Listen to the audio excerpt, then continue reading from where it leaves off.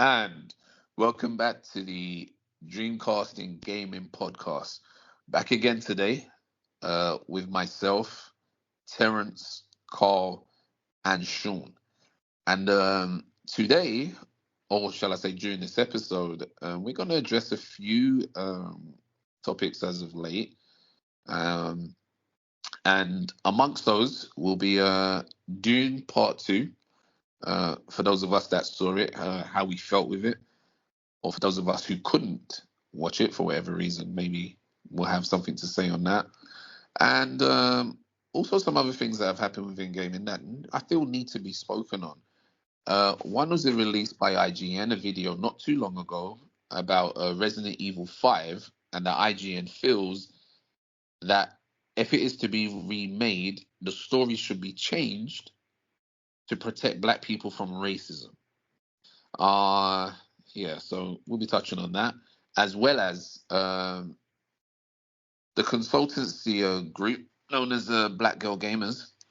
One of them had released a video or some sort of statement stating that they had created this consultancy to basically employ females and black females to be more specific, and the reasons is as to why she felt it was necessary to do that. Also, Joker 2, Folie à Deux, I hope I'm pronouncing that right, released a very interesting trailer, but also some information for those who didn't know was specifically revealed, which was that this film will be a musical. And we'll also have some randoms. So, without further ado, we'll go around the round table and see how everyone's been and what everyone's been doing. And with that being said, let's move on to Carl. How have you been? What you been doing? Yeah, I've been good, man. I've been enjoying my gaming lately, playing a game called Myth of Empires, survival game, very similar to games like Ark, Age of Conan, that kind of genre. Touch on that a little bit later. Also been watching the new Fallout series. Really impressed with that one. Also been watching Invincible animated series that is really good and really impressive. I like the way they've because I did follow the graphical novel a little bit, the graphical part of it. So it's a bit different, but they did keep a lot of the story. And yeah, playing a bit of Destiny. Some new free DLC, Into the Light, that's come out. They've introduced some of the sunset weapons. That means sunset that sometimes they lock away weapons that they no longer want you to use. So they've come back and they're really popular weapons. So everybody's hyped for this. And there's some also Destiny news that I want to go through later on. But yeah, I've been good, man. I've been good. Excellent. That's that sounds pretty good. So Sean, how have you been? And tell us what's new.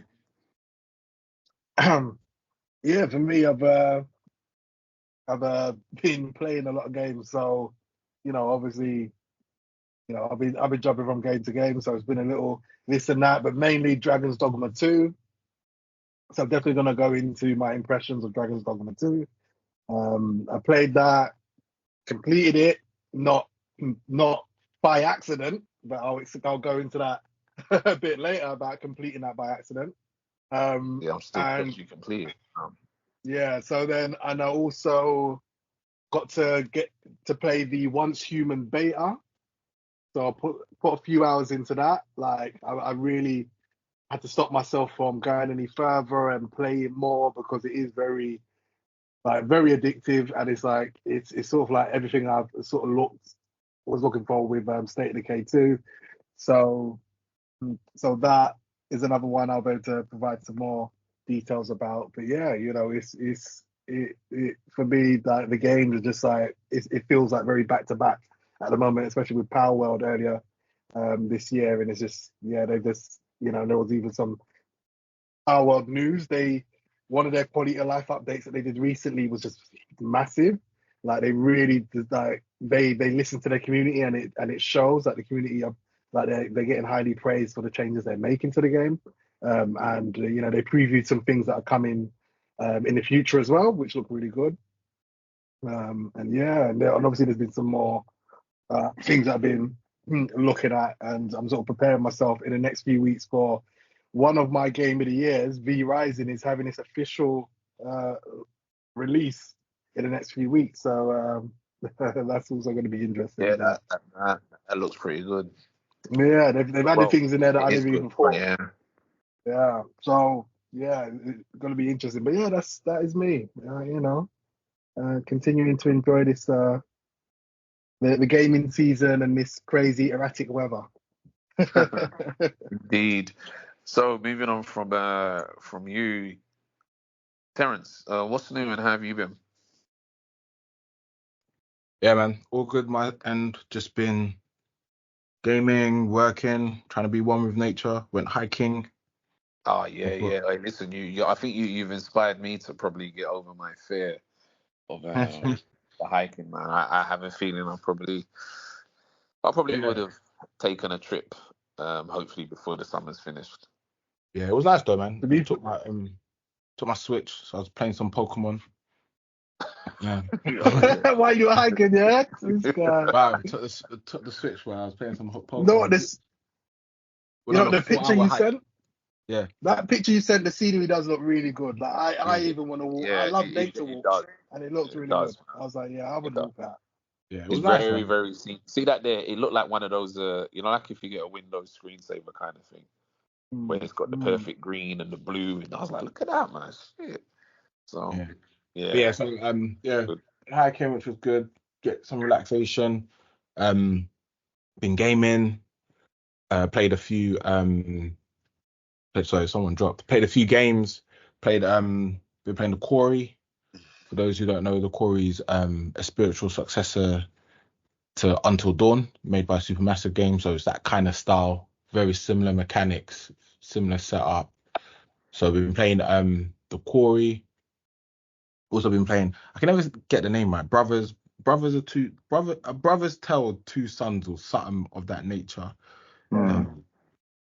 Um, Tale of Two Sons, I think it's called. that's it, Brothers Yeah, Tale of I Two think Sons. that's the official name.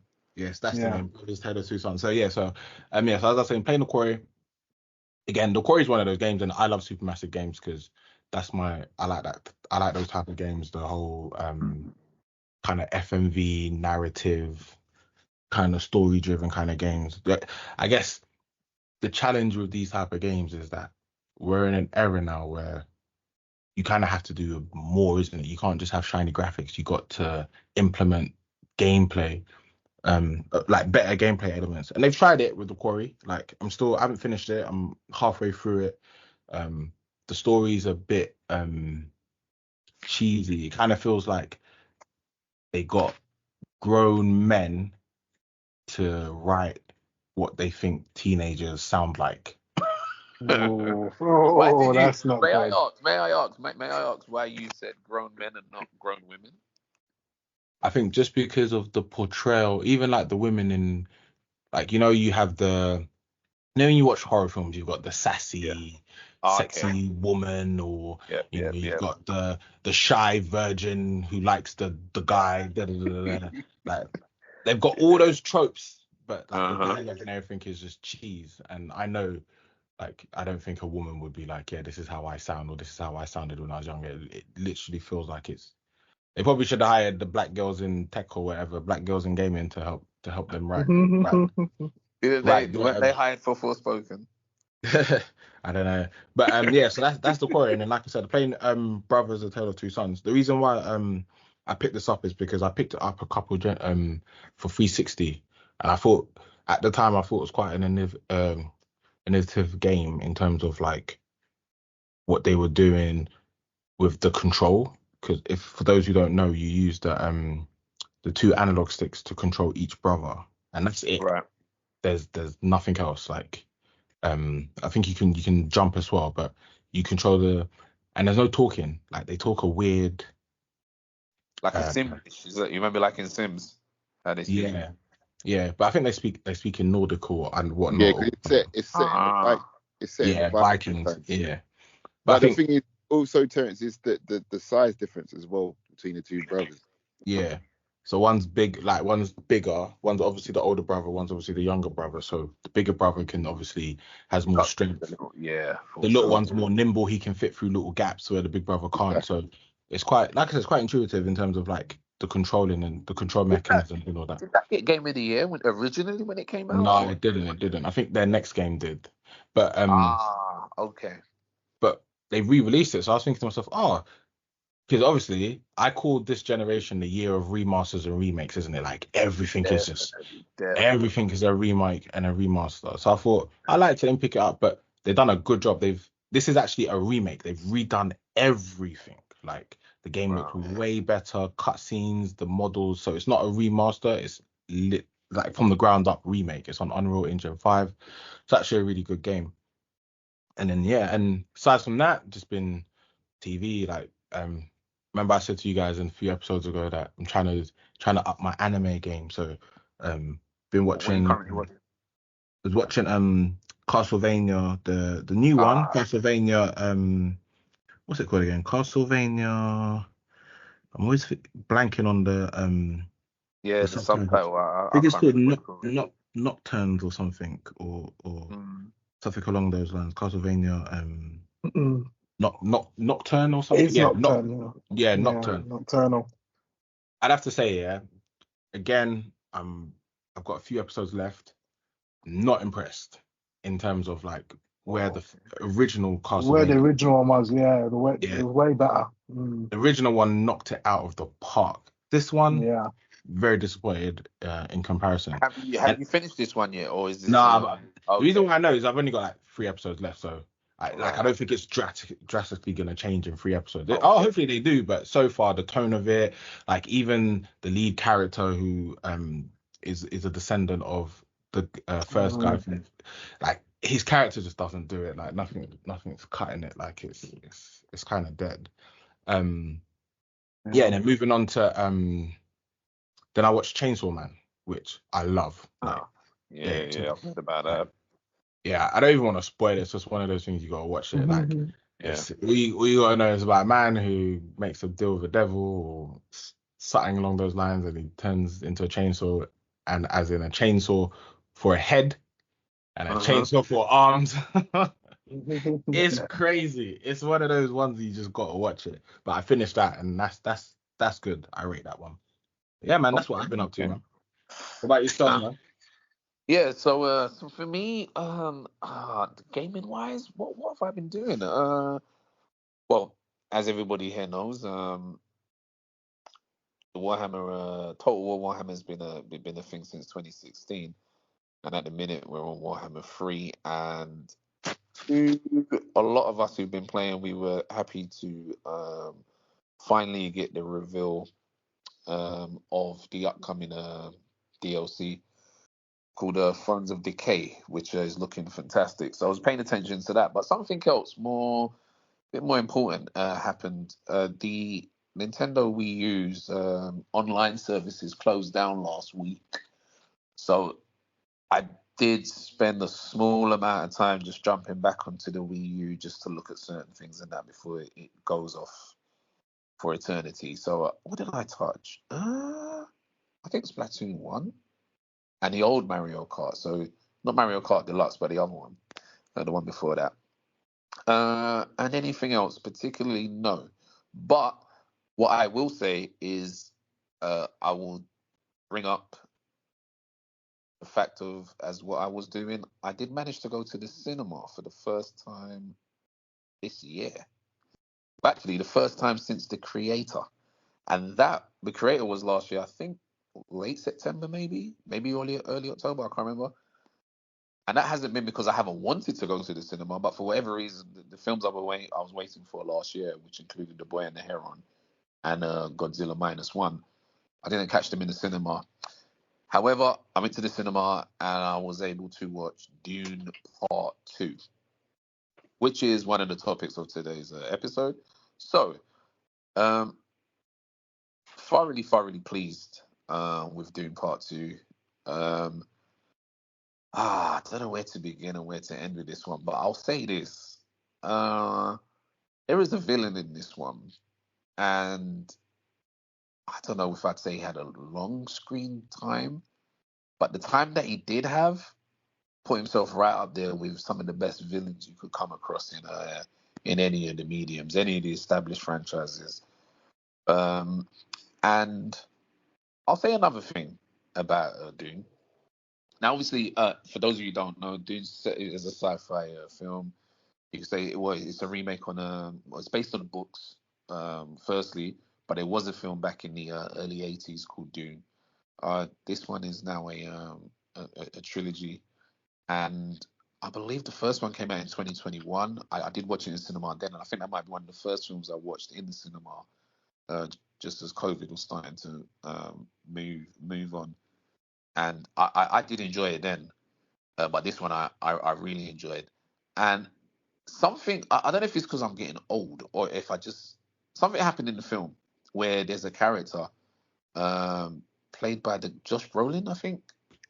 Yeah, Josh Brolin plays a character in the film, and at this part in the film, I believe he's like smuggling or something. It's like he's smuggling something or trying to smuggle something, and it's the first time that I don't make this make sense. So it's the first time that that sort of a character within a sci-fi setting actually got me thinking about Han Solo. Han Solo is a character I could never stand. I never really got behind the whole smuggling thing in space. But this really got me, I think, to really realize these guys go on some serious adventures. And it was just a few lines that Josh Brolin said about where he'd been and what he'd been doing. And I was like, yeah, you know what? Those guys really do see some stuff. And the thing is, in the smuggling that they do, something so trivial as transporting something somewhere can suddenly, oh my gosh, I hope that didn't come through. But anyway, can suddenly turn into a big old adventure. So yeah, watch Dune 2. Has anyone else here seen Dune 2? Yeah, I have.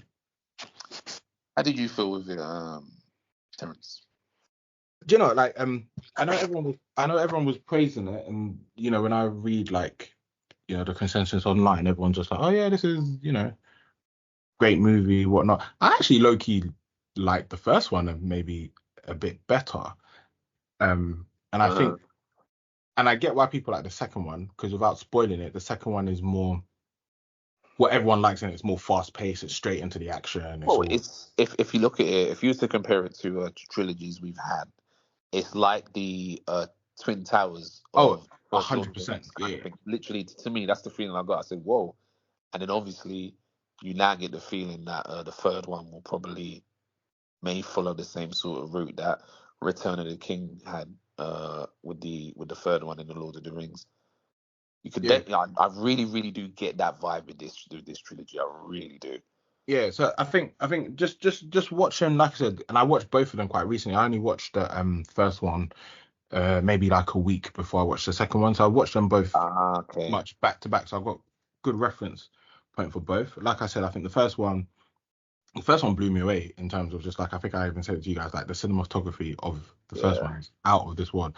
Like hands down, for me personally, and I said it, like it's probably the best sci-fi film I've seen visually in terms of just how it looks. That's a lot of people try to grab you and throw you down for saying that, but I can understand it. I will ask this though: have you seen Blade Runner, Which one?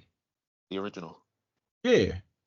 Right, because I don't know, some people hold that at such a high level of esteem like that there, and for its time, it is quite a But marvel. remember, I'm not saying like, oh, this is like the best sci-fi film. I'm No, talking it's about just for yourself, visually. isn't it? This is just for you. No. Visually, I'm not talking about story because it's not. I'm just talking about visually, aesthetically, looking at it. Like Yeah, when you see you the know what? spaceships, Yeah, the listen. spaceships, the worm, the You know sand. what? As well, you know what I'm gonna say about that?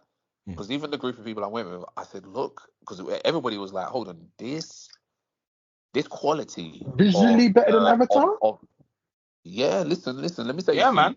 Let me say, That's what I'm That saying. Avatar world visually was stunning. That I can say Avatar that. world was stunning. Yeah, Let me tell you why. Avatar was something. Let me tell you why. Yeah, there is something in Dune where you know things are CGI, but it is very hard to differentiate between the CGI and you're looking at it and And that's thinking why I it respect the looks, film. yeah, it looks like they are actually on another planet, Yeah. but you There's know it nothing can't be about that possible. film that's fake. You watch No, Avatar, it's and the thing bait, is, CGI, blah blah yeah, blah. exactly. With Avatar, you just know, you see it.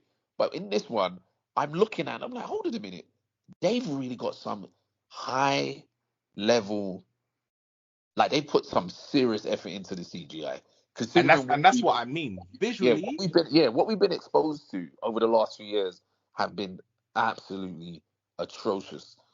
And this just came and it was like I was like, wow, you know what? I'm quite I'm seriously impressed visually by this film. yeah, like when you watch Avatar and then you see the humans in like the mech suits Yeah, and all, yeah. it's CGI when he's riding It the starts to thing. get I'm blurry-ish, not yeah. saying it doesn't look great because I'm not trying to knock Avatar, but I'm saying when Not there's at all. something about Dune that it's like it gives you that Blade Runner vibe in the sense that when you watch Blade Runner, everything is believable. Like it Yeah, just very, very believable.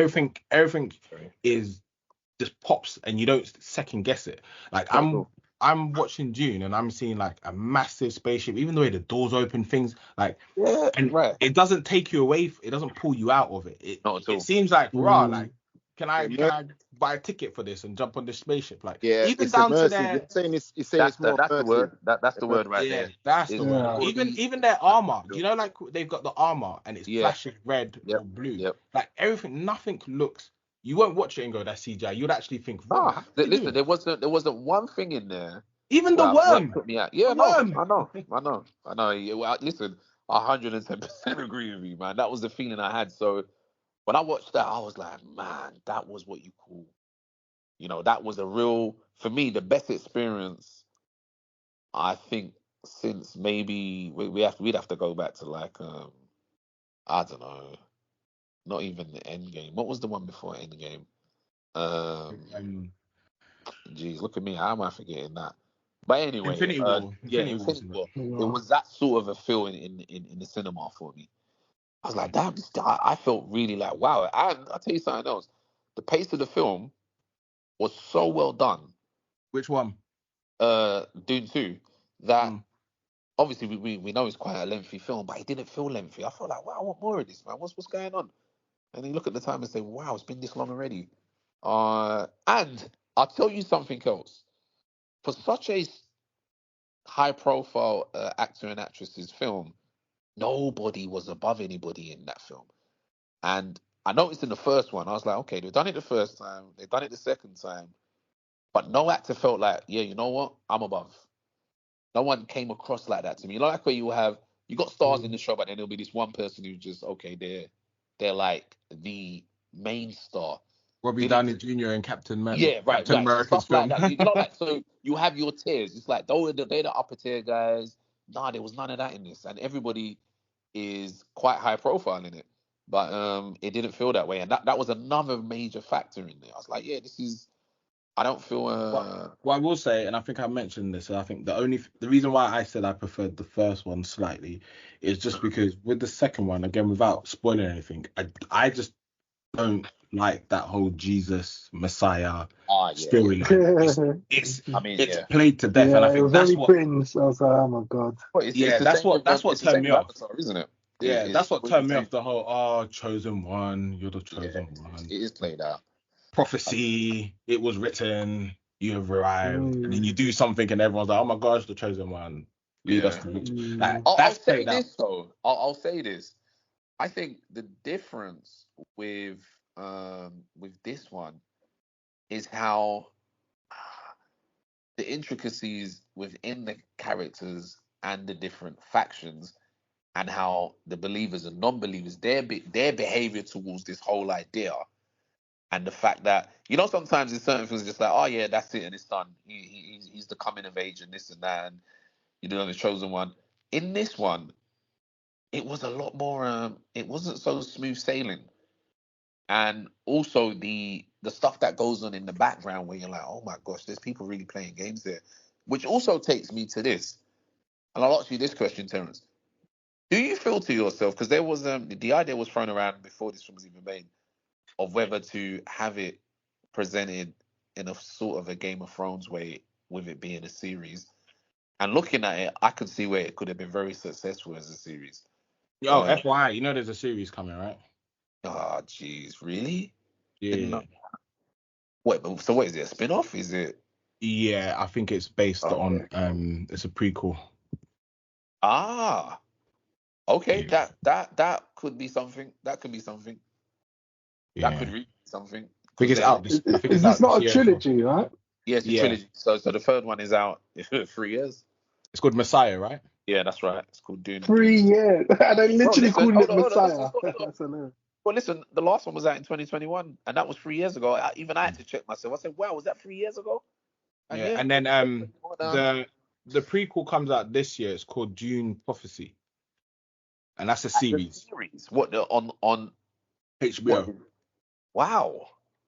Oh Yeah. my gosh. Okay, Yeah. Hey. that's a So, big deal because you got House of so you Dragon as guys, well this year. you like Dune? Are you excited for the Dune Yes. MMO survival game coming this year? Yes, Nope. I am. Yes, I am. I don't know enough about it. I do know that there's a few other Dune games at the minute. I know there's an RTS which I Yeah, Dune think is Spy being well received, and there's Force. also a Dune card game that has got overwhelmingly good reviews, which kind of threw me off because I didn't even know there was one. But that's all I know. I don't know enough about the MMO, but I can assume it's a very good setting to have for an MMO. So that could be interesting with the factions as well. I like that. I like the idea of that.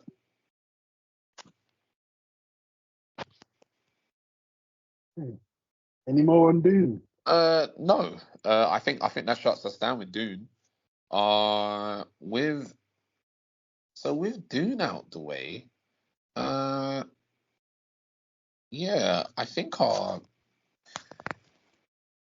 I would say that we would probably, as we're in the film space, we'll move on to the Joker 2 trailer and what we know and what we don't know about Joker 2.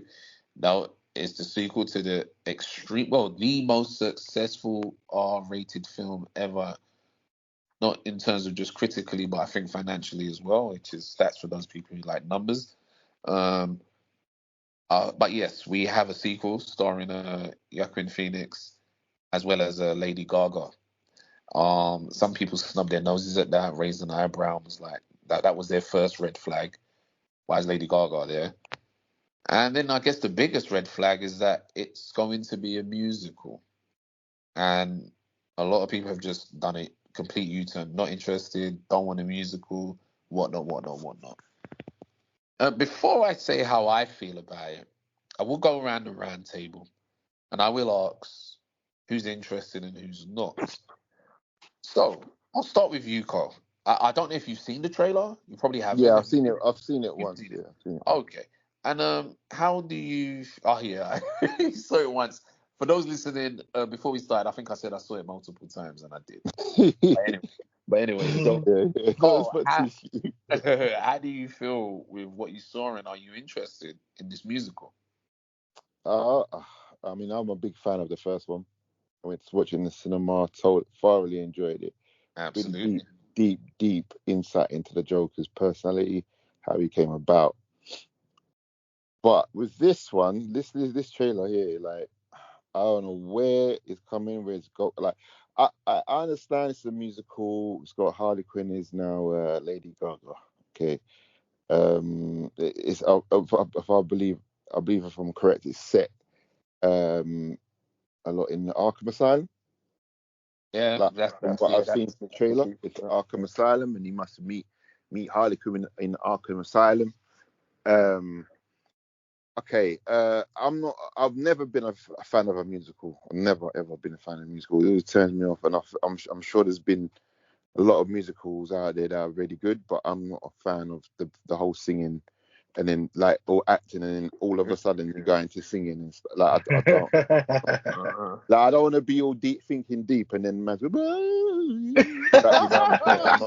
I'm not on it. I'm not on it, bro. I'm not on it, bro. Well, so that's kind of turned me off, because I was expecting like I don't know, because I wasn't expecting the Batman's like origins sort of thing. I was expecting a bit more like darker I was side. expecting to get darker, yeah. Yeah, a bit darker. Goes in the Arkham Asylum and goes into that's when he really turns into the Joker.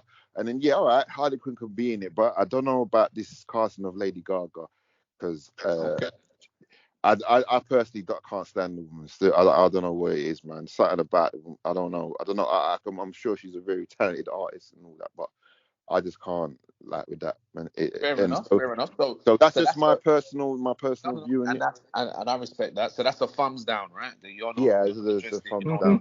not. All right, so that's one. That's one out of the four. Let's move on to Sean. Your feeling? Did you see the trailer though? Before we continue.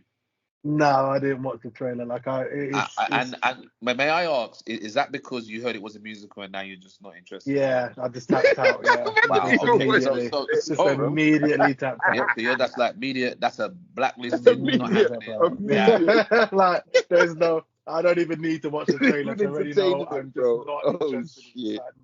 That was Shut down, immediate shut. tap out. Wow. Oh no, sorry.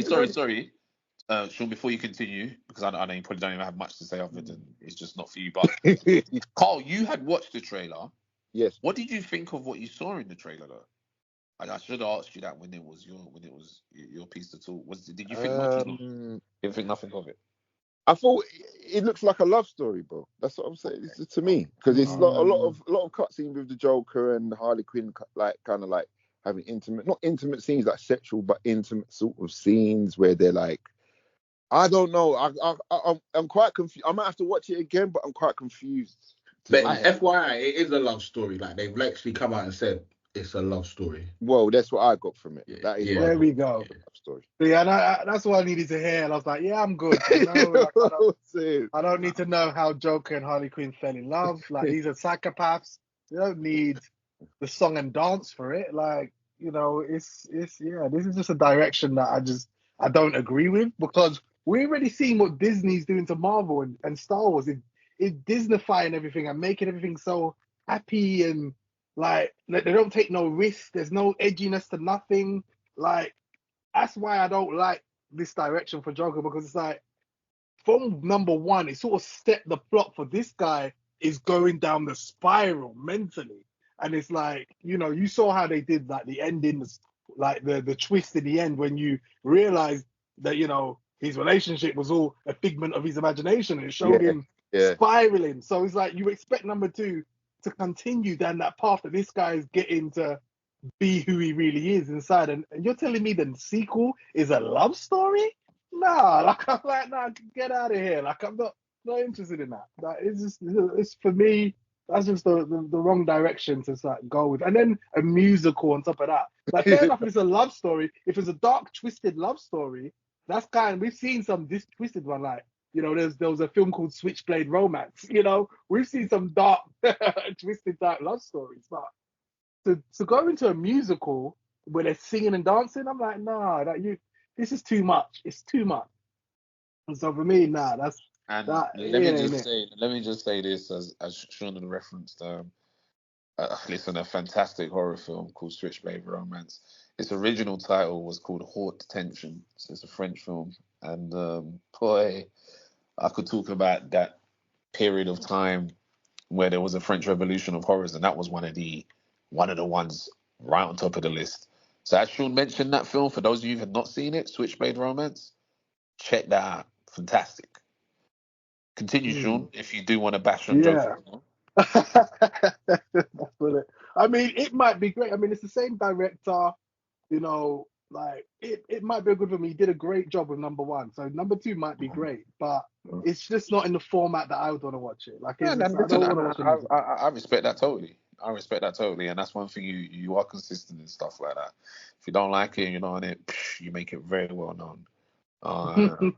And yeah, I rate that. Terrence, gonna come to you next. I assume that you saw the trailer, Yeah, I've seen the trailer. and how do you feel what you saw, and are you feeling to watch it, or are you like, nah, I'm all right? So I watched the trailer, and a bit like these guys, I was a bit disappointed. However, like watching the trailer, like it gave me a bit of hope in the sense that it gave me hope in the sense that like it's the Joker 2. Aesthetically, everything seems like a continuation. And just like Sean, I'm a bit disappointed that it's a musical, love story, all of that stuff. But then I thought to myself, it's the exact same team, it's the same guy.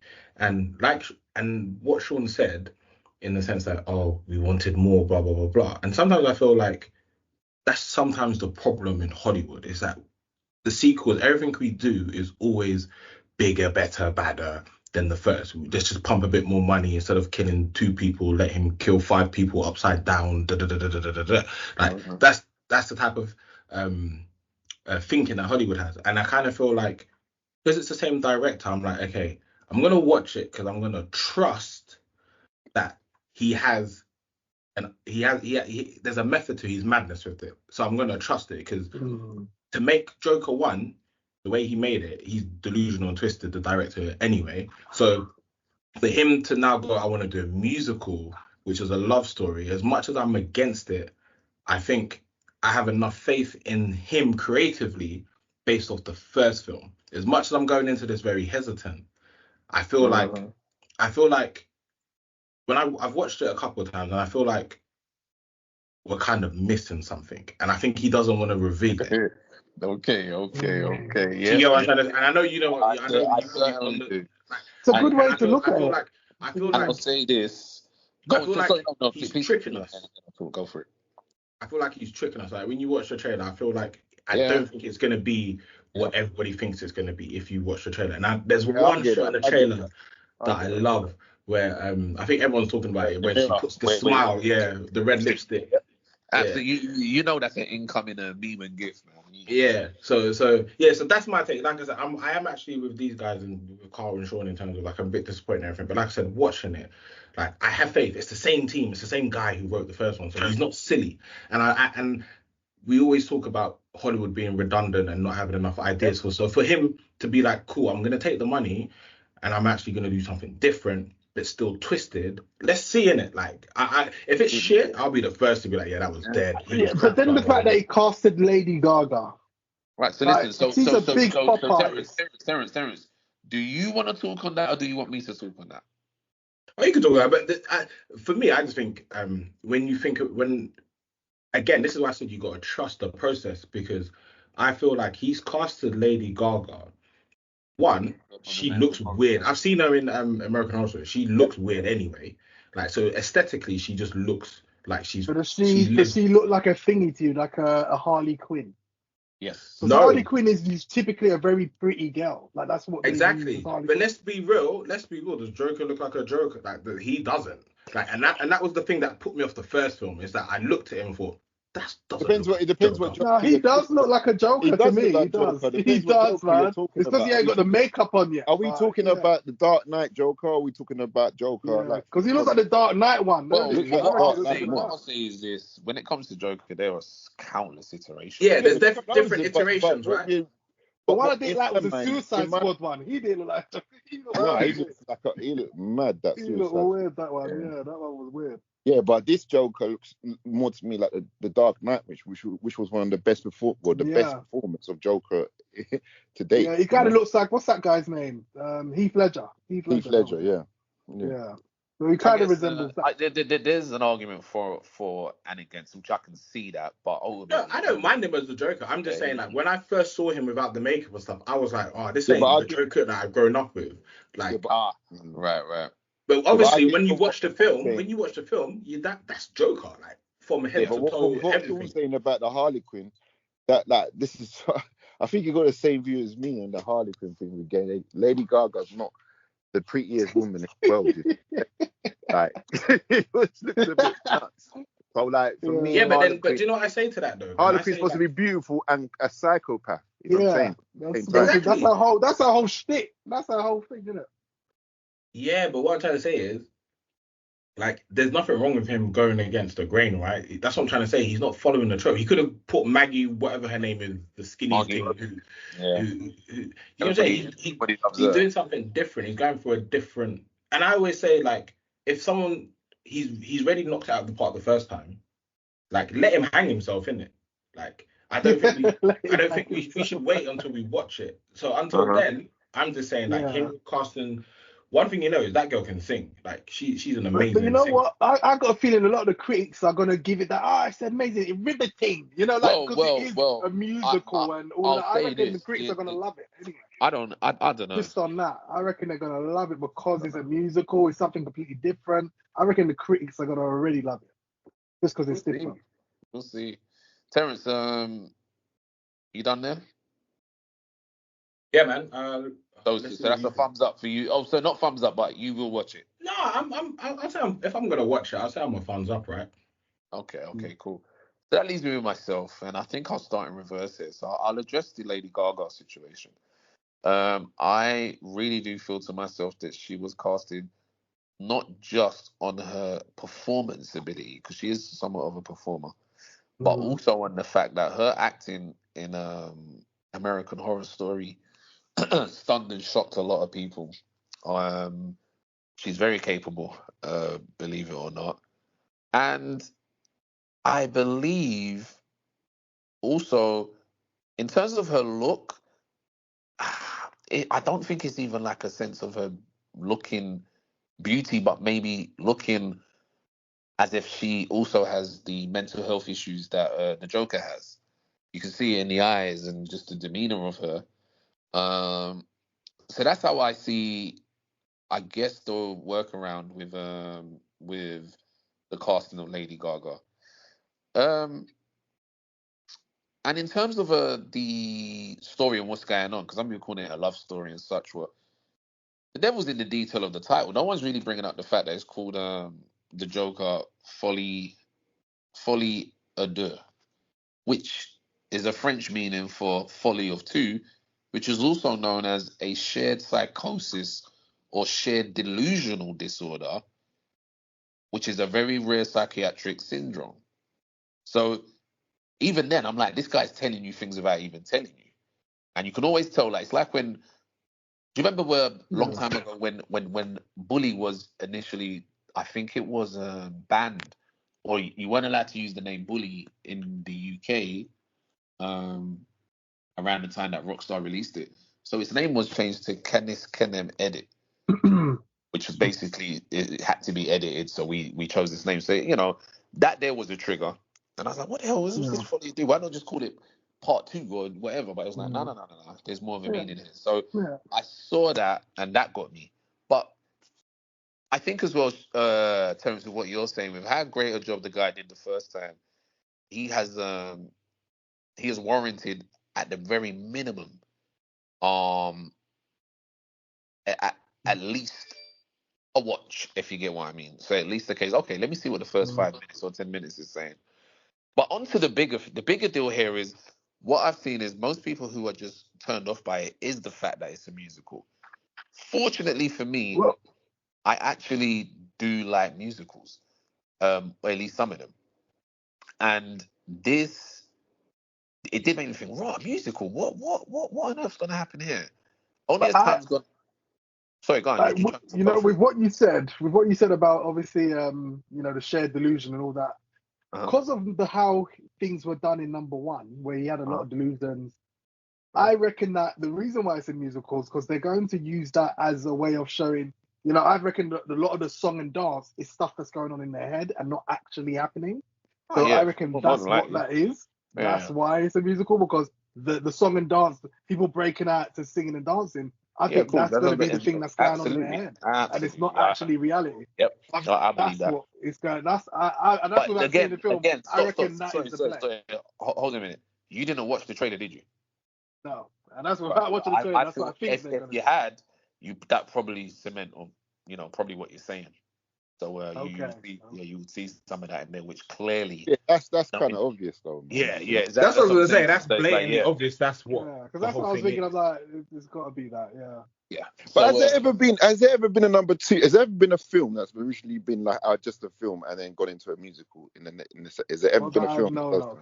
not that I know I of. don't think that's ever been done Although, before. That's the thing. That's what's Mm. kind of crazy about it. That's It's why I not. think the critics are gonna love it because it's Yeah, brave. yeah. They're It's gonna all they're gonna crazy. say It's all this is crazy. brave. Yeah, This is yeah, yeah. riveting. Like I think the critics are gonna love it. and it's fresh. It's fresh, Mm, and It's a it's fresh also idea. Yeah. it's it's a fresh also idea they've for real. allowed the guys, because I can tell you now, I'm pretty sure the studios didn't say make it a musical. That's something he probably chose to do because they nobody asked him for musicals. Nobody Mm. cares for that. But this is what happens with certain creators. If he's saying to himself, just imagine a musical with two things. Well, a few things can happen here. It can be. That's a Lord of the Rings musical. Hey, listen, How would that have gone down? listen. Let me say this now. Let me say this. Let me say this now. Shout out to 2000, and I think it was 6 or 7. I actually went to the Lord of the Rings musical, and it was the most. I think it was the most expensive production for a musical up until the Harry Potter one they got going on now, the Golden Child or whatever it is, the Cursed Child, and that didn't even last long because it was just too much. But I'll say this now, I still got the soundtrack to that, and it was pretty good. And if you remember Yeah, but is clearly, that theatre or was that a movie? that was in the theater. Yeah, Yeah, that's what I'm exactly. saying. Theater, Bro. theater. That's a whole That's different vibe. That's different, Whole bro. I went different to see vibe. Lion King, yeah. All that, Yeah, that's I sick. like theater. I love that, but that movie, that's a different thing, man. But even but Different Yeah, that's the problem, wait, man. but stop. Let me say this. Now, it's funny you mentioned the Lion King, but the Lion King is full of songs, with or yeah, without being in the theater. So this is yeah, what I'm saying. For some people, the Lion King is a musical. Mufasa, Simba's always singing with the Yeah, timber and all them that's guys. why it fits So the there's theater. That's why it fits it perfectly. that's why okay. it So listen, fits. but listen to what I'm Yeah, saying. Now, Let me now finish. imagine Two Towers, the movie Let me musical. finish. Let me finish though. So before the Lion King went to the theater, it was a musical as a film. Nobody had a problem with that. No, a yeah, Disney movie, a Disney animated movie, It was which it they was are. but it was a musical as a film. It was a musical. It had music, yeah. lots of That's music why in it it, makes sense sung by the going to actors. a theatre. Okay, That's what makes sense. so yeah, so that's fine. I get that.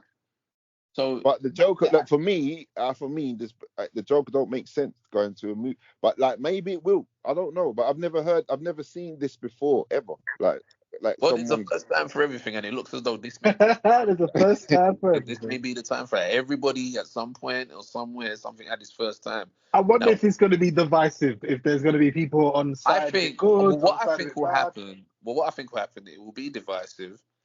I think what people are missing is how things turned out with the first one. The first one was divisive. The first one had security, and critics were saying, how dare such a violent film exist? Talking about the fact that his disorder is why he's, this and that, and it ended up being. Remember, I believe, if I remember correctly, when it was shown at one of those festivals, it got a complete standing ovation by everyone there. And I remember leading up to it, everyone's like, "Man, Joker film." I don't know about no Joker film. And like you were saying, Terrence, you weren't the only one saying he don't look like the Joker. It's looking a bit this, that, and the other. And we all saw the success it had. So although this one's a bit more extreme with the kind of like I'm not interested in the musical, whatnot, whatnot. Some of the biggest films have been musicals. This may take some adjusting, but I really do feel that this is going to be a very big deal, and it'll be a case of either the first wave or the second wave, but it will get to the point where word of mouth will be too much for certain people, and they'll be like, "Oh, then what is the big deal here? People just saying it's good for the sake of it, or is it actually that good?" And I have a feeling it'll be good. And to go back to what I was saying before, with I think a lot's going to come down to musical choice and the tone of the music that's being used. Um, because there's some songs that could clearly fit those two. If they're psychopaths, there's some songs that could go into the film that people may not even see coming. And just like let me finish as well. Just like music played a significant part in Joker One. One of the most iconic scenes in film altogether was the Joker going down the stairs doing that dance with that song playing in the background. And I wish I could say the group as opposed to the main person because that main person is a convicted scumbag, but he was part of the group that made that song. and I will get their name. As opposed Gary to Glitter. Is it Gary yeah, Glitter? you see, I was trying to avoid him, There but you he was a member of that band. But that song there, go. yeah, that's what it is. So I'd rather give the band the credit than him. Yeah, But I So mean, that fucking because remember scumbag. that there was a backlash to remove the song from the film. Yeah, there was. I remember that. Because obviously Gary Glitter is a convicted paedophile. Mm. But there was members in that group who made the song too. Not just he made on the vocals, but there was a group of them who made the song, and it wasn't really fair that they shouldn't reap the rewards Yeah, exactly. Yeah. of that. But that was what are they called? um Rock and roller I- or something. yes, yeah. The song, I think that's the name of the song. But the group that he was in was what was it called? I think it was called the Glitter Band, if I'm right, which is kind of yeah. I think it was actually called the Glitter When Band. I just tried to do a Google. Unfortunately, it's Gary Glitter. Is that yeah? So It's whatever not, happened there's no there, band. It's actually yeah. Gary Glitter. It's from his it's from his album called Glitter, Rock and Roller. It's from his Wow. album called Glitter. Well, there you go. Yeah. Google is always your friend. Yes, it is. But yeah. So with that being said, No, what I was just that going to say just to add quickly, I was going to say also, I think another thing, because obviously, Mr. Corporate with my corporate hat on, you got to remember also, by them adding Lady Gaga and making it musical, they open up the audience. So what they might lose, they might gain. yeah from Lady Gaga fans, right? 100%.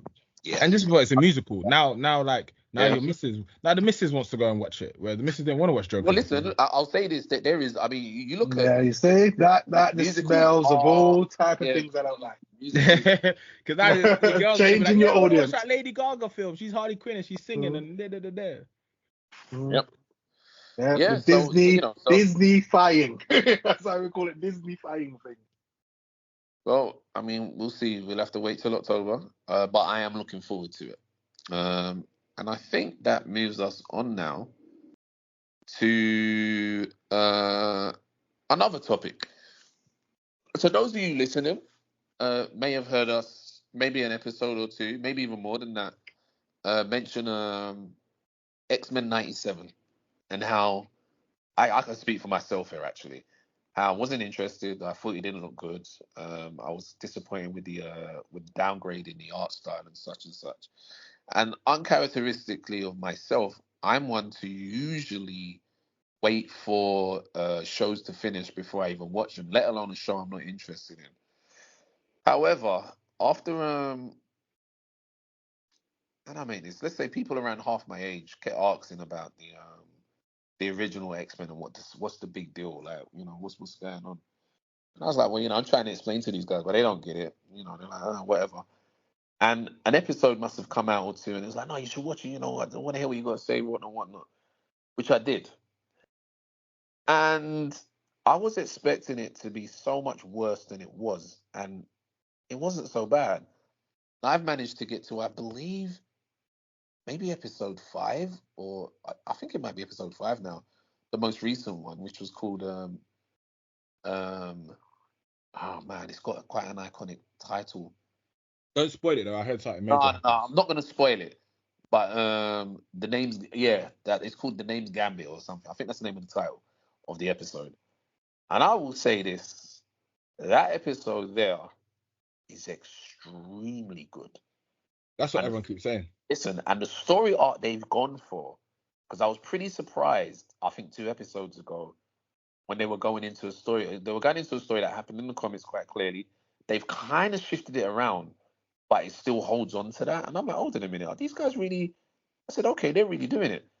There are some hang-ups. So the voices of certain characters, you can tell, they're way older now. I mean, we're looking at 30 years ago. So you can tell that certain voices are literally like no different. Storm sounds like it's just the same. Wolverine Like you're on sounds, crack. yeah, there you go. I mean, Wolverine, he's sounding like he's done, but he's also speaking a lot more. Like I saw something that I just really felt that's not Wolverine. You know, I saw a few things. I thought, come on, man, Wolverine wouldn't react like that. But being on the whole, it's good. It is actually good. And again, I think it's more a case of it's shockingly good because I did not expect that. And I'm looking forward to the season closing up with how many episodes left. And I Do you know and how I many episodes? Do you know how many episodes is in the season? I think it could be 9 or 10 or something. I'm not sure. And they're I know still it's only 20 minutes, right? they're over pretty quickly. Yeah, they're over pretty quickly. Because when you're so so used to you put something on and it's you expect about an hour or something. You're like, oh shit, it's done. So but yeah. So I'm putting out there now that regardless of what I said before, it's a good Yeah. show. I was I It's was I was always looking forward to watching. I just wanted to wait for everything I to come out remember. because I Yeah, binged I I remember. binged the whole of the old series to prepare, isn't it? That's correct. So when I heard it was week by week, I was like, oh, this is long. But Mhm. I've just been hearing some really good things about Listen. story. There's even, and I tell you what else. What I'm most happy about is that Cyclops is finally people are getting to see what Cyclops was like outside of what the cartoons did with him. Because one thing with Cyclops always had this kind of he's another Boy Scout, whatnot. Captain America, basically. Literally, I was about to say that he's like the Captain America dude of the thing. But listen, that guy, his turn in the comics, he really went in, and I I say mean, he goes to some dark places in the listen, comics. he turns into a full blown like a real villain and a real villain that made sense. And when he wasn't having it, he was an exceptionally dangerous character. And even as much as he's Boy Scouty, it's almost like it makes sense from the stance he's in. And there's a scene I even recorded on my phone. There's a scene where he says something, and I said, "Listen, this right in here is just so spot on, so spot on." And I'll probably drop it at some point because it's not really spoiled. It's just one little scene where he talks, and I'm like, "Wow, they've got Scott Summers really giving it." So that was good. Um, I'm assuming it's only you, Carl. No, not Carl. Terrence, you're the only person. You haven't seen anything, have you? Nah, I'm waiting for them all to come out. So basically, no one else has seen anything on X-Men. No, I haven't. No. Okay, so that was my chime on there. I think before I go anywhere close to the last two official topics, let's have some random scenarios from I think from Carl as you just answered. So Yeah. yeah, so Um, Probably gonna touch on the new Fallout series that's come out. Um, I'm about 5 episodes in, and I'm a big fan of the Fallout series. Played them on the 360. Thoroughly enjoyed them. It's kind of a unique game in itself, and like, I know there's a lot of apocalyptic games, but the Fallout style was a very back in the day feel to it, and the series has taken all those good things from Fallout and put it into like a world where it's so believable. It's basically it's got everything from the game to the stims to like the Fat Boy. Was it the Fat Boy? It's called the Fat Boy, wasn't it? That thing. Yeah. Yeah, Fat Boy on your wrist, and the vaults and the different vaults that people lived in, and how it became the way the wasteland came the way it was with all the nuclear bombs that went off and stuff. So yeah, I am so impressed with this. I didn't have to be honest with you, I did not expect much, and I'm like a good totally 360. You know what I'm saying? Like, I'm totally the opposite way. I started watching it a few days ago, and then I watched it till I fell asleep. So I'm kind of like in the middle of the story right now, in the middle of the season one. But yeah, I really like the way they're going with it, like the direction they're taking, and the actors, like the casting's really good. To the main girl that's involved. So there is a female main character and also a male character that Reminds me a lot of what's that guy that's got in trouble? What's his name? Jonathan Majors. It reminds me of Jonathan Majors. When you see it, you'll see the guy. Anybody seen the Fallout series here? Yeah. Yeah, the guy, the main guy. I don't know what it is. It reminds me of Jonathan Majors. Like, Yeah, I get it. I see it as you well. get what I'm saying? But yeah. So yeah, that's all random that maybe Terrence can chime in on as well. Yeah, I was just gonna add to what you said. Like, I agree with you completely. Like, it's on Amazon, isn't it? So Yeah. already I wasn't really expecting like good quality. Like, I watched the first episode, I was hooked. I was like, Yeah. this show is perfect. It kind of brought me back to Last of Us. You know, when you watch Last of Us and you're like, if you know, like, this is perfect. Yeah. This is like a fantastic one-to-one of the video game world being brought to life. Yeah. In some respects, I think Fallout does it even better. I think that's what I'm saying. I think Fallout, to me, the way they capture like the world in terms of like, because it's like a 1940s, like, is it 40s themes? It's It's like 1940s theme, and it's just the way they like, and it's the brutality as well. Do you know what I'm trying to say? Like, certain things that happen, and it's like a HBO show, isn't it? Yeah, so it's like you could see, man. It's just like heads blown off, everything. Oh, mate, and it's crazy. It's just crazy how like things happen. It's just what you think is not going to happen, it will happen in that sort of thing. It's like it takes the game, like with the VATS, you know, the VAT system, like when you could blow off people's limbs and stuff like that. That they even put it, like, it feels like they put that into the game, like the rad away. You have to get the rad away because you start to turn weapons. into to a ghoul, and the ghouls in it are really good. I like the way the different types of ghouls and the way that it's just. Yeah, and you know as well, like when I watched it, I was like, whoever made Halo needs to be fired because I haven't watched Halo. Have you watched Halo? Because the reason why I say that is because in my head I was thinking, oh, how are they gonna pull off the Brother of Steel, that armor? Oh yeah. In the first episode, it looks sick. Yeah, it looks sick.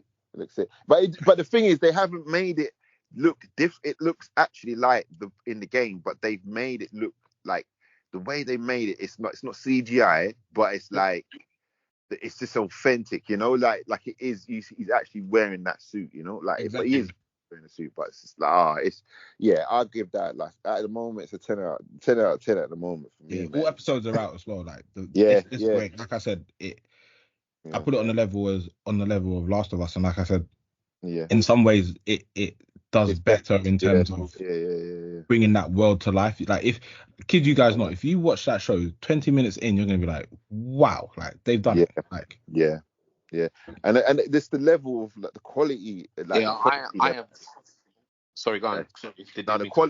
The quality, the it's like, that's what I'm saying, bro. I was not expecting anything from Fallout. I wasn't. I just thought, all right, let me just. But you know what? When I saw the team behind it, you know, it's Nolan, the guy who made Westworld. Yeah. I didn't know that. Yeah. So now it makes sense because it does. Because the quality is on Westworld's level. Yeah, 100%. And it's the same guys that made Westworld. I would say this when we first heard about it last year, I think, and it was amongst the realization that, okay, we're in this age now where we're going to get a lot of games to series and games to films. And I noticed you brought up Halo, and a lot of people are disgusted by the Halo show. Like, I think I remember when his mask came off or something, and they were like, "What?" His mask comes off, he has sex, all that shit. Yeah, it's just like, what's this crap? So the thing is, when I saw Fallout coming, I can be honest, I think I had zero interest in that show. Same here. Just the weekend just gone, when I tell you, I had back-to-back people, hey, you watching Fallout? Yeah, what's going on? And I'm like, well, what's everyone getting excited about Fallout? What's going on? And then some people tell me, listen, you really have to watch this. And I'm like, what? And then when you guys mention it now, listen, as soon as I finish, because at the minute I'm on Attack on Titan season 3, which I'm getting through quite nicely. That's top of my list to just go and just deal with, because now that I know that the full season's there, and it looks as though people are just running through it. And I saw also a little, I think, like they do, not necessarily a trainer, but like a TV spot or something like that.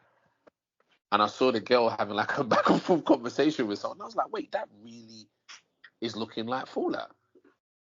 Yeah. And now the rumor is, after the success of this, to not be surprised if they visit Elder Scrolls.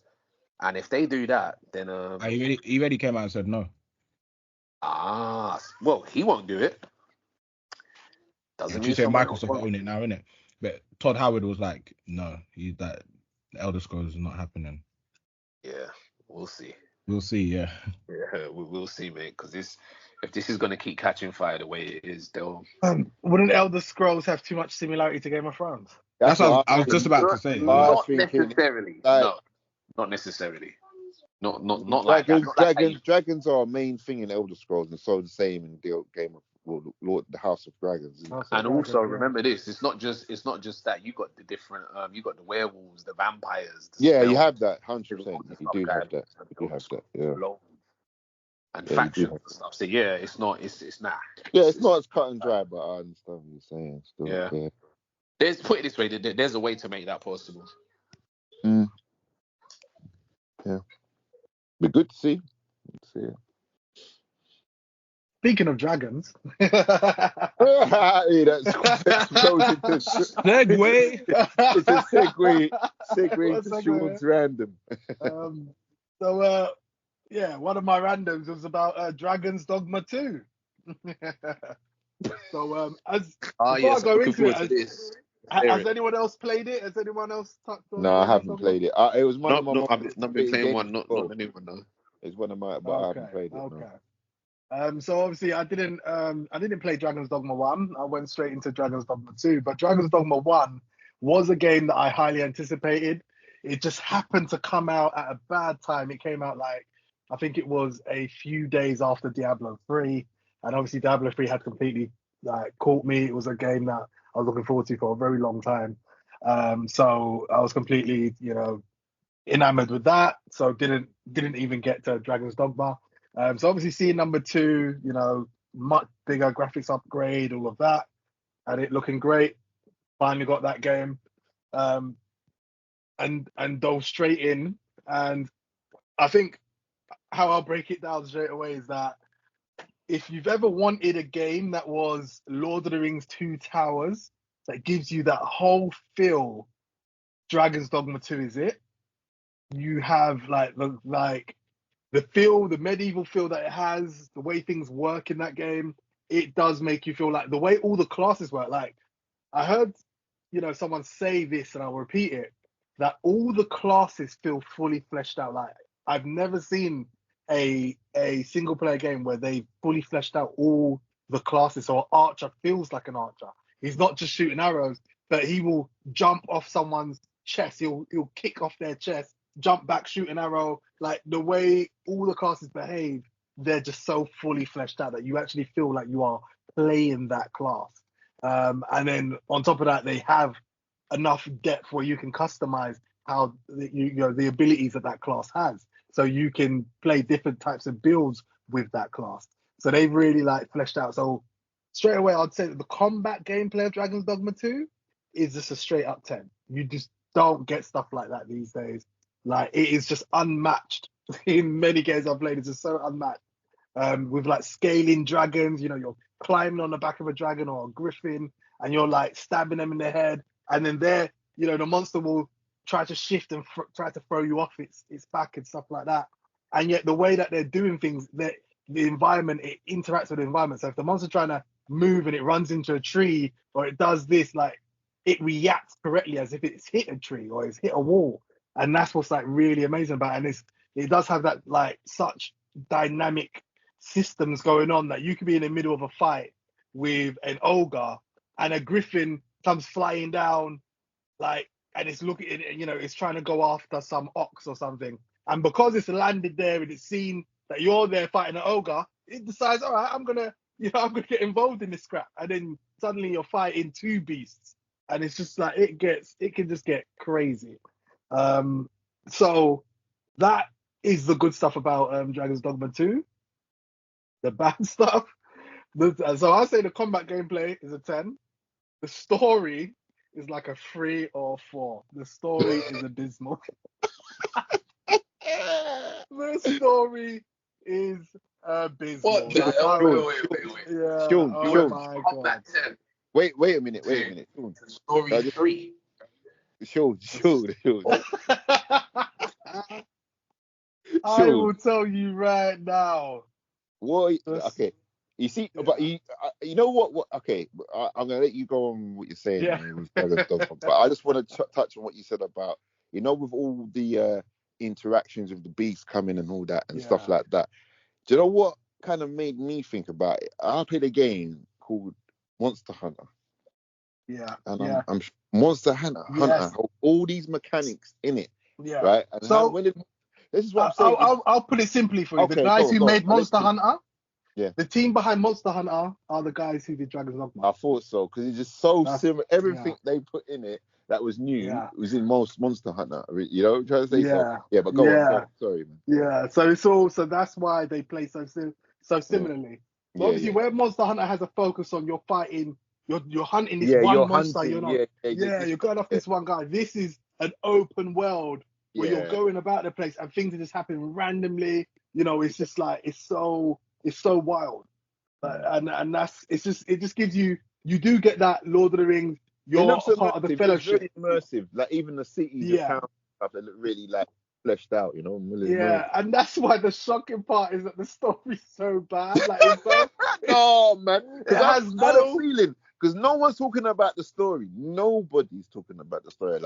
Yeah, because that is the lowest point of the game. Oh, that is the absolute lowest point of the game. Like the story has no cohesion. That's the word that I'll use. Wow. Like it literally doesn't make any sense. Like it had a good premise to kick off with, but as you try to progress it, it's not making sense. Like there's so many plot holes and things just happen without showing you why it happened, or it's so disconnected and fragmented. It is so bad, and then you end up completing the game. You're like, wait, what happened to the dude that I thought I was supposed to have a face off with this guy? What? They don't even show you what happened to the. It's so like, what the hell is going on? You see what I mean? Completely disconnected. Fishy about that game. Yeah, the story, and that's the thing. The game has a whole lot of side quests, and you could just go about randomly, and you come across stories that happen, and that's where the good points are. So the side stories, some of them are really interesting because you're seeing some grim stuff, and I'm not gonna expose any of the stories, but you sort of get reminders of the Baron's quest on Witcher 3 with some of the side stories, because their tales can be really gruesome when you're trying to help these people out. And then some of these stories, they have a time frame, because the person's saying, oh, my son's been kidnapped by wolves, can you go and find him? We last saw him going this way. And if you don't go in time, the son can be killed. It's not one of those things where, a lot of games, the side quest is waiting until you're ready to do it. Yeah. No. Games they wait until you're ready to do it. In Dragon's Dogma, if you don't do it within the time, that person may not be alive by the time you get there, and you're going to have a completely different outcome to that side story when you go back to the family member and stuff like that. So it does make you feel immersed in that world, because things are happening at the moment. So if you go, oh, I'm just going to go to the inn and have a sleep, you may fail that cycle just because you did that, and that's why it's one of those things where things are, it is like a living, breathing world, and you're things that you're doing actually has an effect. So they've got that going on, and that's what's really good about it. But yeah, the main story itself is just completely thing. I was going along thinking, yeah, you know what, I'm, the story's starting to expand, and the next minute I was rolling the credits, and I was like, what? Wait a minute, what? I was like, imagine being shocked that the credits are rolling, and you don't even feel like you're halfway through the story. I'm like, what? Wait, the credits are rolling. I was completely dumbfounded by that. Knowing that I didn't see the Elven village that was in the trailer. I didn't see a few of the bosses that were in the trailer. I was like, how has this happened? How is it that I've gotten to the end and I've not seen so much of the stuff they showed in the trailer? It's because it's completely fragmented. They expect you to just explore their open mode, and their open mode is huge. I don't know what they were thinking in the sense of not directing you to these places, because their open mode isn't small. and you don't have like And just easy and fast let me travel. just confirm, you don't have a traveling mount or anything, do you? Everything's by No, foot. exactly. You got to run on foot. Wow. So that's why it's like you need to guide people to these places because they're not going to know where it is. You're not indicating on the map where they are. So it's like you're just you either be an explorer and go randomly run around doing stuff, or you will not Is discover things. exploring fun? I mean, is it fun to get around, even though it's by foot? It is like it's fun in the sense that it is immersive. You do feel like you're part of the Fellowship of the Ring. But if you remember Fellowship of the Ring, the roads are plagued with dangers. Like you're not just gonna have a smooth run. You really feel like you're Frodo and them guys going down the road because there are beasts and monsters around every turning. Like it would be very different if the roads were like nice and peaceful and easy to just get by. No, you're looking at a fight every 5 to 10 minutes. So your team is going to get battered and bruised along the way. Like it's not just a smooth journey, and that's the thing that can make your exploring, because especially when you don't know if you're going to get if there's a reward at the end of that tunnel, you don't know whether you want to go explore down that road because there might be nothing there, and that's why I feel that they needed to add more. They needed to guide people a little bit more to stop like parts of places of interest, and how Witcher handled it was the best way. Like when you looked at the map, you would just see a question mark in certain areas of the map. And I think that that's how they should have handled it, where at least you're letting someone know there's something there, but you're not telling them what it is. It's just a question mark. And I think they needed to do something like that, just to guide people around so that they will get to these places and get to experience these stories. Because they don't have that. It's like they've done this thing where they just obviously don't want to hold your hand, but it just makes you miss out on so much doing it that way. And then the main story itself is just a complete mess. It's just like if you don't do the side stories, that main story alone will make someone think the game is a 4 out of 10. That main story alone, it's so bad. So like, and I heard that was the same issue with the first game, and I heard that was fixed by the Dark Arisen expansion to the first game. That's what helped them fill out the main story. So reading what people are saying, they said that they'd made this same mistake with the first Dragon Dogma release, that the story was really bad, and the Dark Arisen was the expansion that fixed it. Yeah, I think I played it with Dark Arisen as well. Like yeah, That's what I was playing. I was playing Dark Arisen. Well, I guess that means we have to wait for some kind of Dark Arisen for this for this one, yeah. Yeah, it's really fun. So what the good things that modders are working tirelessly to try and fix these sort of like holes within the game. So I see what the modders are doing. They're trying to do stuff to try and like do things that these guys didn't do. But it's sad that you'll need to go that way to just get to try and experience the story as a whole and the whole game as a whole. Just Cyberpunk all over again, man. This freaking game's gonna be good. Yeah, but the thing is, they nailed the combat. Like the game, like when you play the game, you're doing these fights with these beasts. They've nailed the combat. Like it does make me wish that MMOs played like this. Where like I wish MMOs would play like that. Like you're scaling on a dragon and everyone's trying to fight it. Dragons breathing, just doing crazy stuff, and everyone's trying to fight. Like I think that if MMO raid battles were like that, they would be amazing. So that's something that they've nailed, and the immersive feeling of that world is really good. They really nailed it. But yeah, the story, you're trying to follow a story, you're trying to get a story out of it. You'll be sorely disappointed if you're looking for a story. So it's one of those ones where if you're someone who just likes an open world medieval game where you could explore and get into all these fights, Dragon's Dogma 2 would be for you. But if you're looking for a nice linear story that just connects and it just gives you a nice narrative experience, you're not going to get that with Dragon's Dogma 2. That's crazy, man. Yeah. So that was my experience with it. Is anyone planning to get the game, or are you waiting for a sell? Not now. Not now, bro. Not now. Cool. Yeah, you said the story's free. Not even like a 5, a 5, a 3 or 4. 4 or 3, whatever. No, I'm done. I'm not. It's bad, man. It's bad. That's the point of playing a single player for no story. But no, that's that made no sense. It's like I can see that they focus so much on the systems, and that sort of like the combat game. I think they focused so much on that yeah, there was not much like focus into that story. Like it's just you know, people talking about, oh, you could do this to try and get a true ending and all of this. Like it's like, but it's just. But I have been seeing the sentiment is all the same. A lot of people are just saying the story is trash. So a lot of people are upset with the story. But the gameplay, everyone loves the game because people are making clips of all the things that happen because the game can be so random that it's just like things happen Yeah, I've and seen it's like wow, like you don't expect it, and that's what they've got there. They've got something really good going with the systems in the game.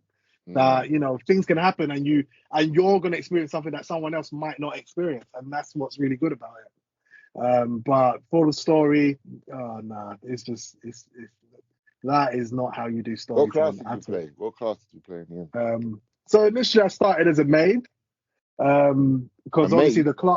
a mage. Oh, okay. I started as a mage, so like Mm. casting spells and all of that.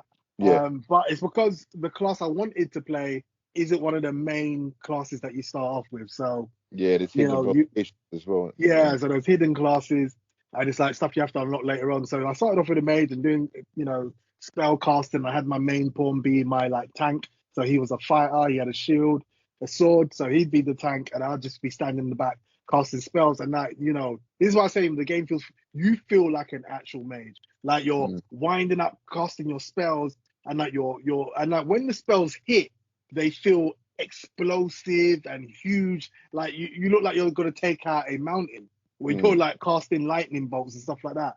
Like lightning's actually coming from the sky and hitting the ground. And if you did a tornado, like everything is getting caught up in the tornado. Like it's really insane Yeah. how they do the classes. But the class that I unlocked and that I finally started playing was called a Mystic Sparehand, and I could just say he's the Jedi of Dragon's Dogma. Like you literally feel like Darth Maul you've got a dual spear, so sharp on both ends, and you've got force powers that you can lift things and throw things at people. So you can kill someone, lift up their body and throw it at any live enemies and stuff like that. It was like that class is just like really amazing. Like it's got a lot of like teleportation. He's got shields that he can create, and it's just it really does give you that feeling of like you're playing a Jedi in a completely different in a medieval setting basically. So they did really well with that. But yeah, you know, combat gameplay wise, that game, you know, it does deliver on that, but story wise, it absolutely doesn't deliver on the story. Like it's you know, and you know, because I accidentally completed the game, I still plan to go and do the side content and find these places that I didn't get to do. So I'm still doing that, but it feels awkward because I've already ended the game and I can see what the end of the game is like. And it's like, oh, this is not what this is not what I was expecting. Like there wasn't any climax to the story. It's just such an anti-climax. It wasn't what I was expecting. But yeah, you know, it is what it is. But yeah, you know, that's Dragon's Dogma 2. Anyone else want to bring up one of their randoms? Was it, no, I have no more questions on that. But was there any other random that you had besides Dragon Dogma turning out to be the way that it's turned out? Disappointment by the sound of things. I mean, it delivers in some areas and it doesn't in others. So that's the thing about it. It depends what you're looking for. I mean, I did want more story from it because it's a single player game. So that is disappointing that there wasn't much story to it. But for the gameplay, the combat, the stuff that I did get to experience, that was definitely like nothing. When you play, it's not like any other game you played unless you played Monster Hunter extensively. You just don't get that sort of feel in any game. Right, right. Even like Shadow of Mordor, which Shadow of Mordor has obviously a much better storytelling, and it's got visceral combat as well. The scale of this just feels a lot bigger. Like when you're like the monsters and beasts that you're coming across, all these sort of like things, it sort of reminds you of them old school movies like Clash of the Titans and Jason and the Argonauts, like those type of old school films that just seem so majestic when you see these ancient Greek monsters, mythological creatures.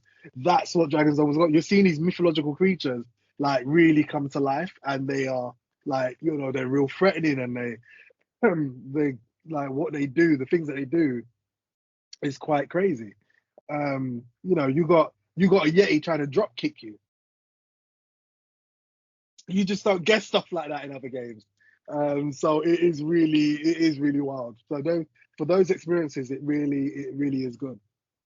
But yeah, as well as I can say for another random, obviously I got to play the Once Human beta, and Once Human is a open world survival game. It is an apocalyptic zombie survival game, but it also has what can I say? It has these horror outer world type monsters as well. So it's not just your basic zombies. Like you've got creatures that have a sort of like a headlight for a head, or a suitcase for a mouth. You know, there's these crazy creatures that are within this, and it's like it's how to even explain it. Like, you know, you get to create your character. You know, you customize your character. You know, you go into this world, and it just reminds me of Control. So, you know, if you ever play Control, any of the sort of like Max Payne games, there's this sci-fi element to it that is really like, you know, you're going between dimensions and stuff like that, and these creatures are coming from different dimensions into the real world, and you know, you're thrust into this world, and the premise is that you're someone that was a part of a team that was trying to fight this, but you died and you lost your memories, and they're just trying to remind you that, look, you're one of the people that we're trying to help, so we need you to go back out there and deal with these things that they call deviants. They call them deviants. So they've come from different dimensions. These creatures, they do all these sort of crazy things, and the idea is that you're meant to deal with them. You're part of this elite team that has got to deal with these deviants. So when you're thrusted into the world, you know, you can gather materials, you can build a base, and then you can start going out there like killing monsters, like looting things, looting materials, building things with the materials you get. And then like they've even got dungeons in the game, so you can do dungeons, and you're seeing other players as you're out there, like other players are out in the world as well. You're seeing their bases, and you're like, you know, when you're walking near their base, it's telling you you're entering this person so and so's territory. You're walking into their territory. So it lets you know when you walked into theirs, when you leave their territory, and I'm sure there's a lot of that because there's also PvP in the game, so you can like attack other people's bases and stuff like that. But the game, I'm shocked how much it has.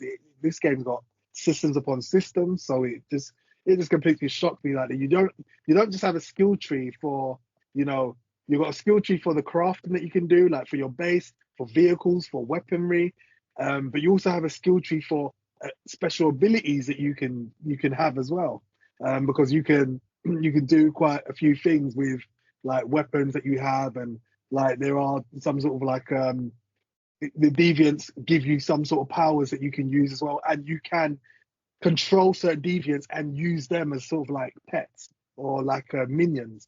So there's all these sort of like crazy things that are all within this game, and it's just like it shocks me how much they've put together in this game. Carl, I know you've played this. What were your thoughts on this? It was good. I played it to, I think, level 50 something. I can't remember. Damn, 50 something. I stopped at about level 12 because I was like, all right, I'm not going to do level 12. I'm going to wait. Oh. Yeah, I was like, I'm not going to do anymore. I'm going to wait. No, because I don't want to progress a beta, man. It's a beta.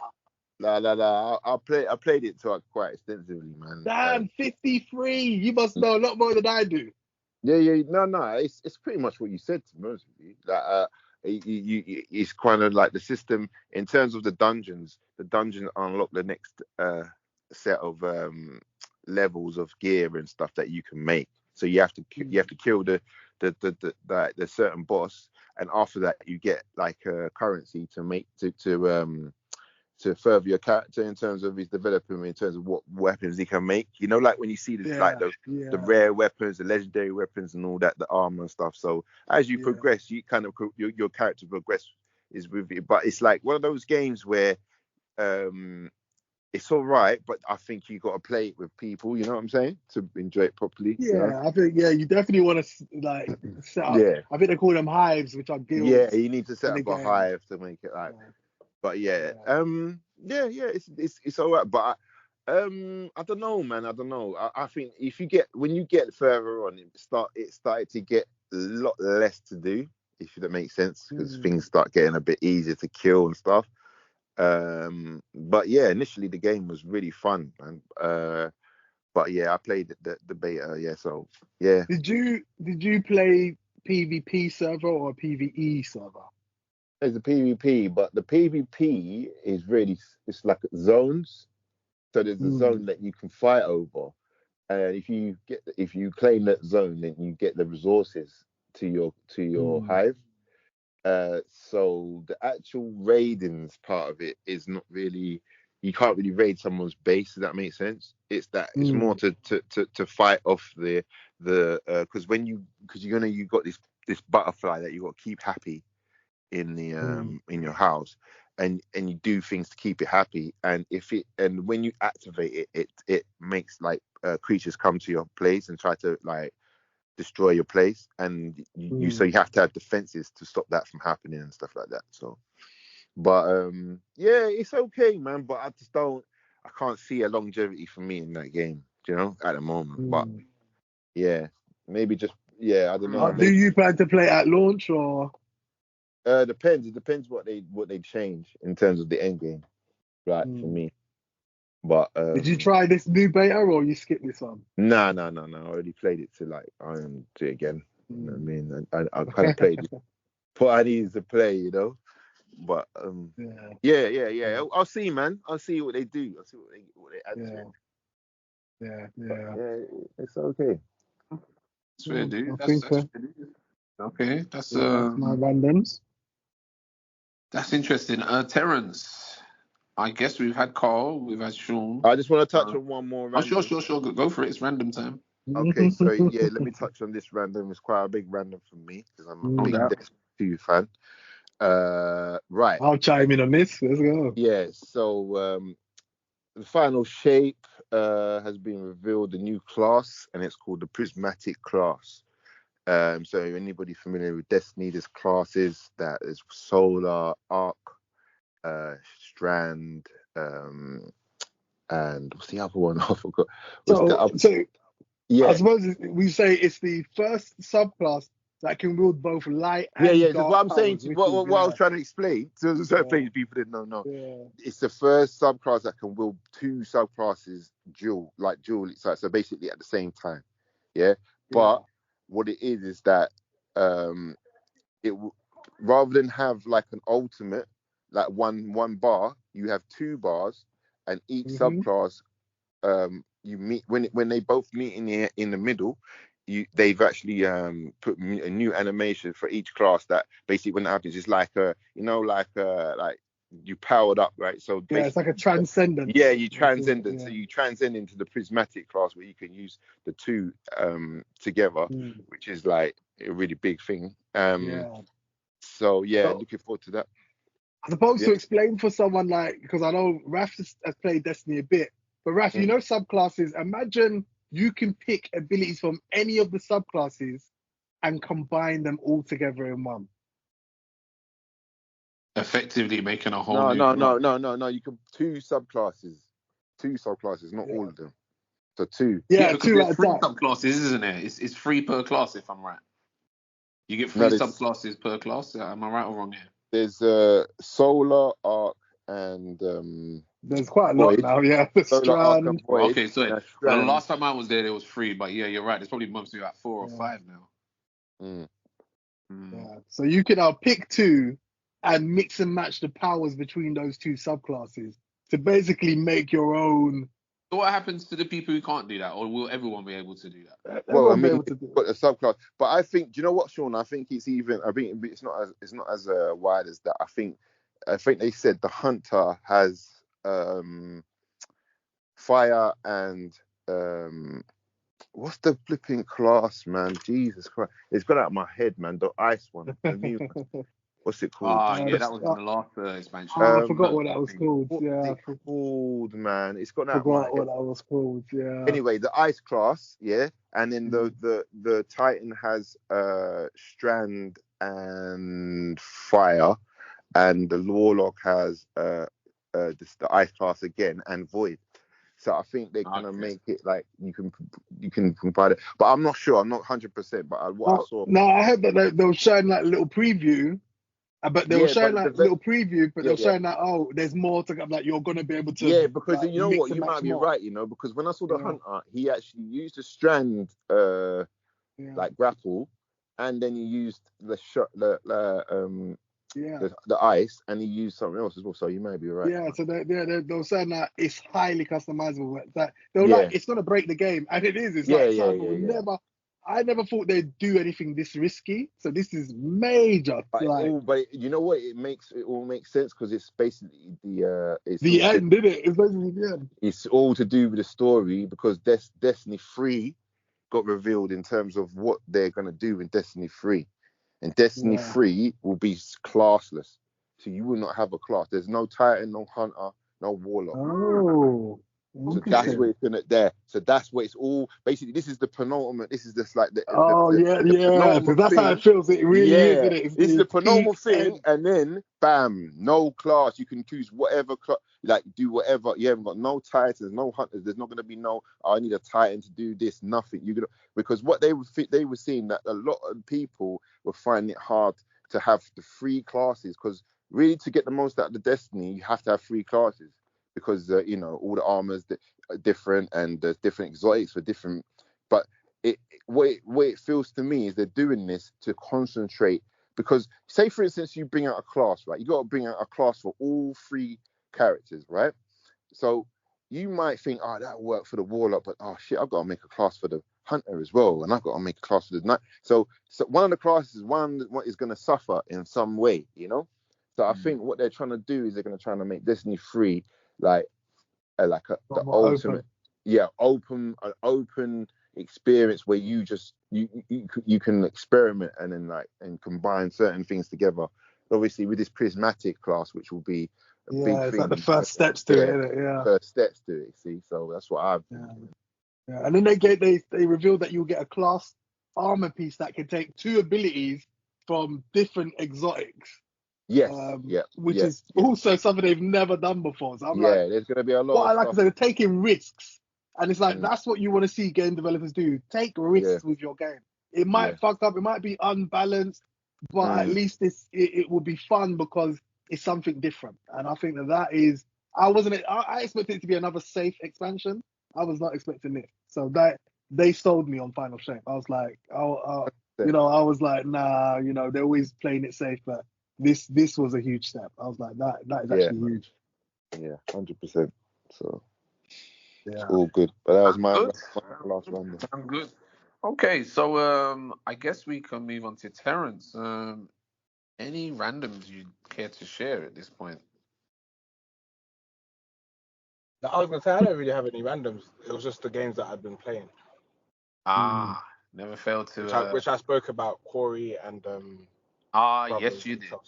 So before I move to the last two topics, I also have a random, and that random is to do with what can I say here? Let's just say this made me very happy that the follow-up season to a show known as Them, which came out I think it's about 3 years ago now, maybe 2021, which was a show on Amazon Prime. So it's basically a horror anthology, you could say, because we now have the second season, which is not directly connected to the first season and set many years afterwards. So I was very pleased to see the trailer for that. And I think what stood out for me is set in 1991, which was the early 90s, quite a time in LA as well. So this one will center on a LAPD homicide detective known as Dawn Reeve, who I believe is the same actress as the main actress in the first one, but a different character. And very happy with that. So anyone listening to this, if you've ever heard of them, and you may have heard good things or bad things, because I remember at the time there was some kind of pushback, but overall, even if you slightly like a thriller or horror, this one is very, very interesting. Has some good exploration into the psychology behind different forms of suffering, whether through school, work, race relations, stuff like that. So it's very good. I think it's underrated, to be honest. So that's my random there. Anyone want to chime in on anything before I move on to the final two topics? No, I'm all good, man. I'll just I know this is a random one, but I know that you brought up the Star Wars Outlaws trailer. And you seem to really like that story trailer for the Star Wars Outlaws. Well, you know what? I don't remember saying if I like. Well, I said it looked like it might be good. I think, or at least I hope it is good.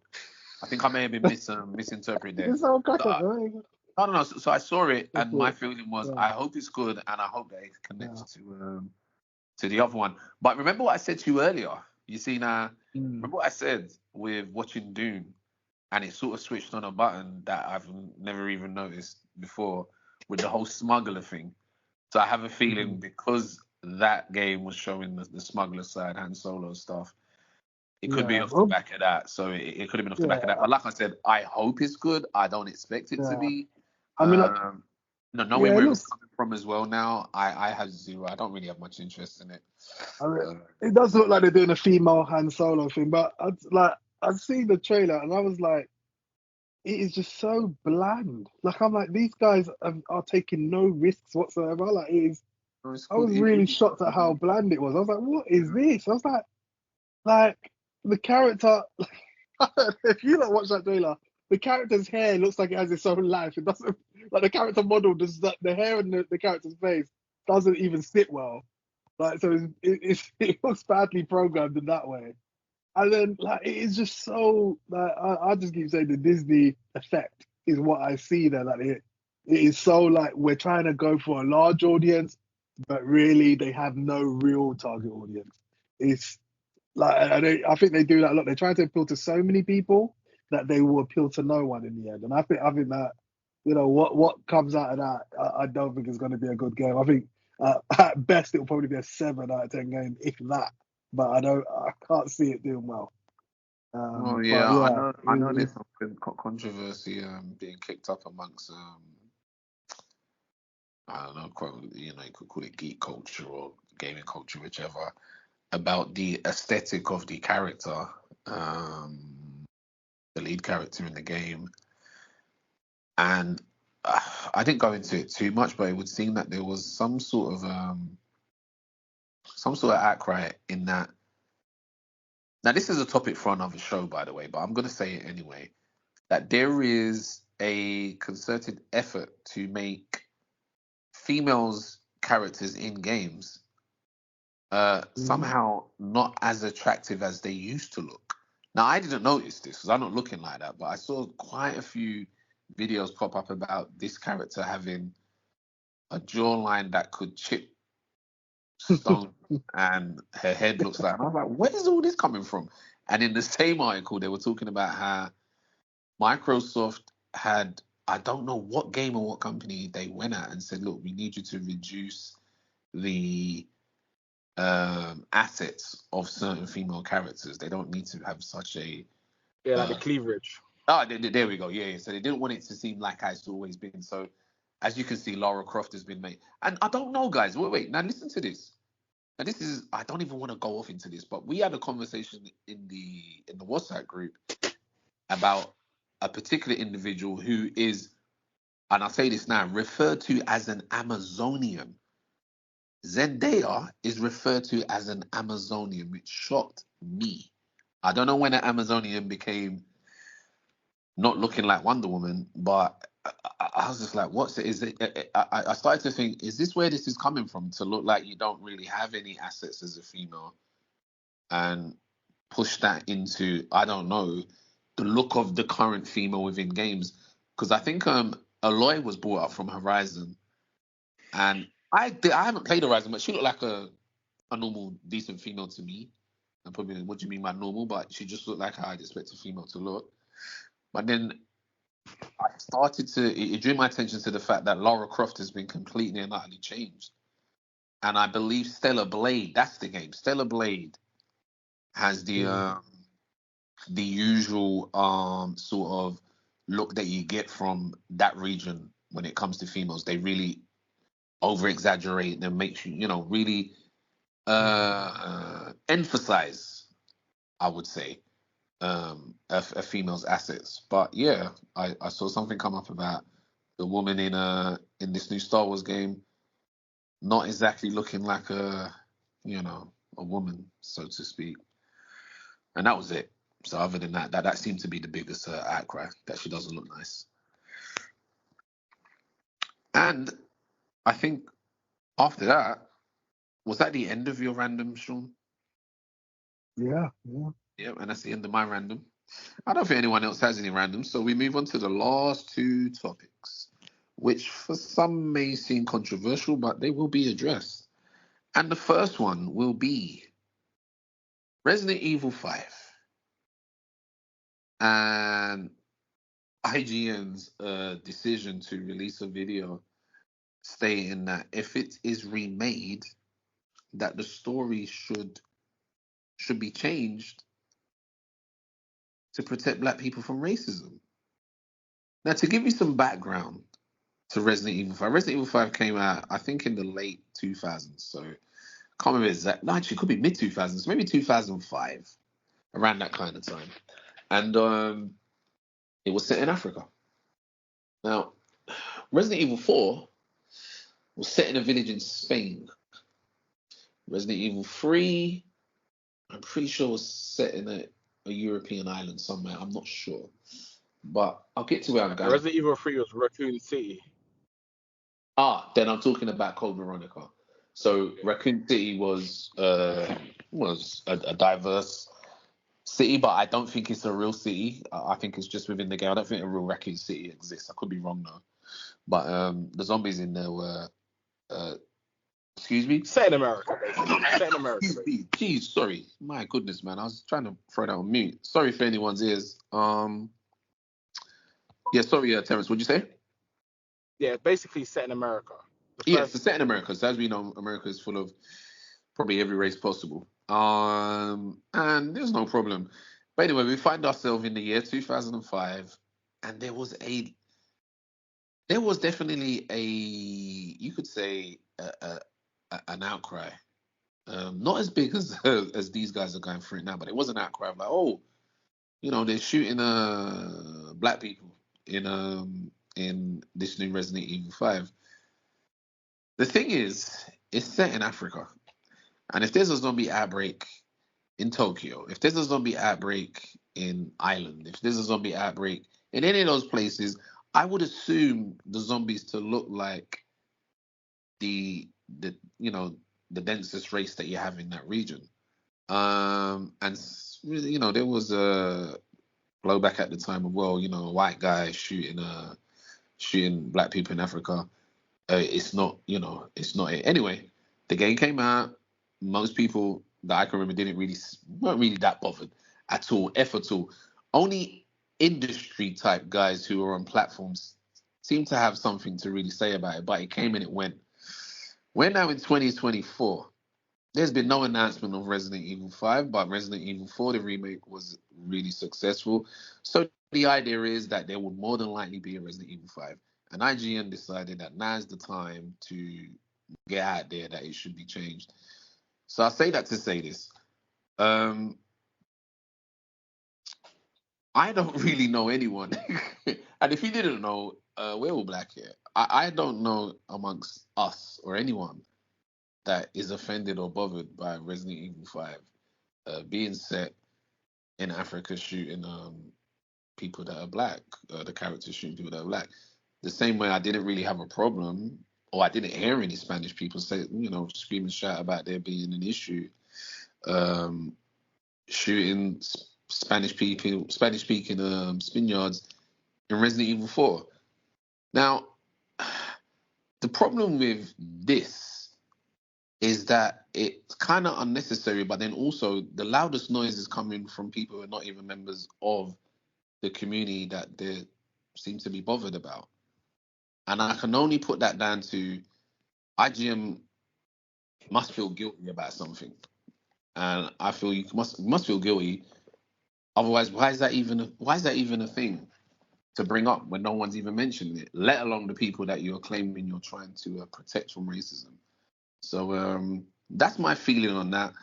I'm not sure if you guys have any feeling on that. Maybe you do, maybe you don't. Yeah. But I felt it was necessary to definitely have another channel put that out there for people who would have heard about it. And if you haven't, you've heard about it now. The thing is, I think a lot of online, there's a lot of this clickbait, hate baiting, they call it. Right. And a lot of media outlets on the internet are doing that because it gets clicks. It gets clicks, which brings advertised revenue to them. Right. So I think that's what IGN was doing. They're That- getting ahead of the curve with hate bait. That can make some sense. Because If that is it's the case, just, that is pathetic. If that is the case, because I mean, this is a game that hasn't even been announced, and they're talking right? about. That's exactly what's right. I'm like, Capcom's not mentioned anything to do with a remake of 5, and let alone after 4. It's usually you go back to the mainline Resident Evil, like it was after Resident Evil 3. We had a Village, and then we had the remake of 4. So I would assume that there will be a sequel to a Village before anything to do with 5, if at all 5's coming. So it was very weird. It was literally out of nowhere. But the problem was, like you're saying, it picked up traction, and a lot of people were then starting to talk about it. Obviously, one of the issues with doing a remake to number 5 now is that obviously during 2020 we had the big thing with the George Floyd police officer killing a black guy. Yeah. And Resident Evil 5, you look at the trailer, you've got Leon who looks like a police officer, holds a gun like a police officer, shooting black guys. So it is pretty tone deaf to release something like that now because of what's happened with George Floyd. It's the whole. It doesn't make sense because the George. I know Floyd what you're saying. But the George Floyd thing setting, it's America. This is set in Africa. Do you know? Hey, Carl, shout out Logic, man. Do you know? Do you see the issues that? Do you know YouTube took down a guy's account for his Red Dead 2 gameplay? Do you know a guy made Red Dead 2 gameplay where he was just killing women? Oh, okay. Yeah. So the guy was purposely putting up videos where he's tying women to train tracks because he hates women. So he was tying women to train tracks, showing all different ways. I don't see why. But that's like Carl said, that's a him problem. That's it. Yeah, I know. But I'm saying Sorry. 1 second. I didn't hear you there, Terence. What did you say? No, I was just agreeing with Carl. Yeah, that's it. Like I think basically my whole view on the thing is like, don't throw. What's the saying? Don't throw stones from glass houses. Because before IGN wants to comment on black people and all of that stuff, they should probably get their house in order because all their shows are just full of white people. So I don't know. Exactly. Exactly. A bit diversity in your team, man. Exactly. Get diversity in your team because all their podcasts are just middle-aged white men with beards and glasses, bro. In checkered shirts, bro. Looking like they've been there for 50 years. You know, you're like, this guy's been there how long? Like when I first was gaming, you were there. You're still there. Yeah. So I don't understand what perspective of Africa they have to exactly, even comment on it. So it was definitely. Let me tell you something. It spun me because I thought I must have missed something. I was like, hold on, have I missed something here? What the hell are they doing? It made no sense. Just to find out that there's been no announcement, no talk, no nothing. But you just thought, you know what? I'm bored today. Let me act like a savior or a hero. Because curve, and so I can go. Yeah, back in April 2024, I was the guy. I was the guy that said, "Don't." I was the guy who started the movement. But compared to obviously 2005, I think social media is in a very different place, and because of the diversity thing, people are going to use Resident Evil 5 clips to display their racism, to show, oh look. Well, They'll on do that, videos of them shooting black people, Sean, and it'll on be that logic, clips of just that. You know what I'm saying? on It'll that, have no story, Sean, no context. yeah, but Yeah. Sean, on that logic here, we're not seeing GTA 6 then, bro.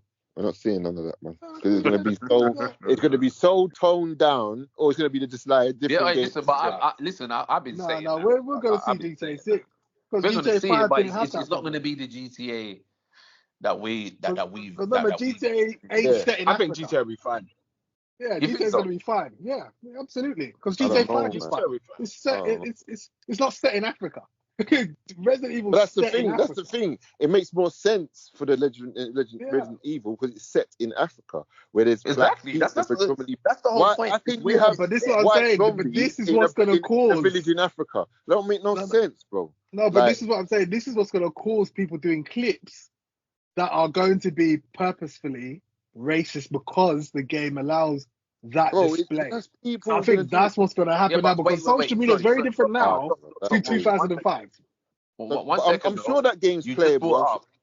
Oh, it's nuts. Yeah, you just brought It up. came out. the It fact came that- out to Yeah, so why haven't they 2009. done it? Why are they gonna wait to an enhanced Okay, version to 2009. do that? That don't make no because sense. because right now is the whole because every see the media there's a whole because of the forced diversity which we don't agree with, that's causing a conflict between the races. Like if you're not seeing that on social media, that's what's going on. There's a conflict. Like it's causing because they're forcing diversity into stuff, and no one wants it. No one likes it, but that's causing a conflict, Oh, I don't know, man. It's just and it's weird. that's why it will be a little more problematic nowadays than back then. Because there is a massive conflict with the forced diversity, and I feel it from the other side. Like, I actually feel it for the white people having diversity forced down their throat because we don't want that. We're not asking for that, but there are these white people who I think is called white guilt Weirdo. are Yeah, forcing. They're definitely saying, "Oh, some kind of black guilt. people are not involved. We need to put them in everything. We need to. There's got to be a black person. Like, why did we need a black Viking in God of War 2? Like, what? Why? Like, we don't need that. We're not asking for that. We're not expecting to see black people in a Viking in God of War 2. It's crazy. like remember that guy who went mad in the video about Starfield, about they and them. He went berserk and he did a big rant about the bald-headed white dude, yeah. As I think his name is as Amos or something like that. Him, yeah. He went crazy, and it's like that is what it is. It's that hatred. They're causing these type of things to happen because they're forcing it down their throats, and Yeah, it's like come on now. It doesn't even because remember, I believe I put the video in the group where you're playing with a character, and then the character is a female, like it's a black female with the braids, and then there's a revelation that she is a clone of a man who was, and it's like oh what? god, And then you start thinking, wait, what? Well, why is this oh just randomly god. just put in here? And it was like it really was insane. When I saw that, I said, hold on, you could tell that makes no sense at this point. Why is that even here? But yeah, so that had to be I feel clarified and addressed. And off the back of that, it then takes us into the other side of a situation that I have my own personal feeling with, and that is there is a consultancy group known as Black Girl Gamer, and I don't know, but I think they're based in the UK. But they're a consultants company. Look at me with words today. A consultancy company for games. So I believe they were involved in Forspoken, and basically they're there to consult anyone who's developing games on the different realms of diversity, particularly towards I believe black female, but more specifically I said black people, more specifically black females.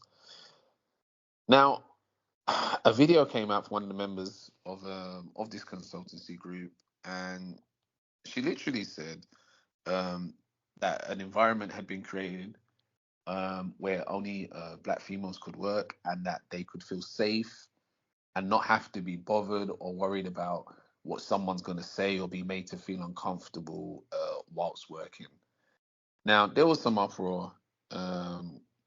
And the term, I really don't like this term. There's a term or word used called reverse racism, which just sounds like some nonsense to me. But you hear these things and it's like, man, these guys will make up things all the time.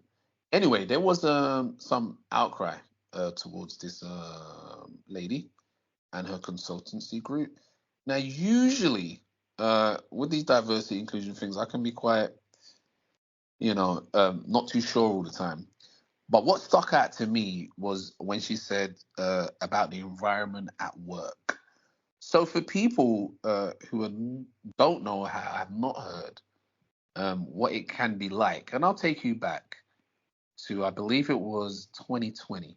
Now, some of you may remember this term, but you haven't heard it for a while.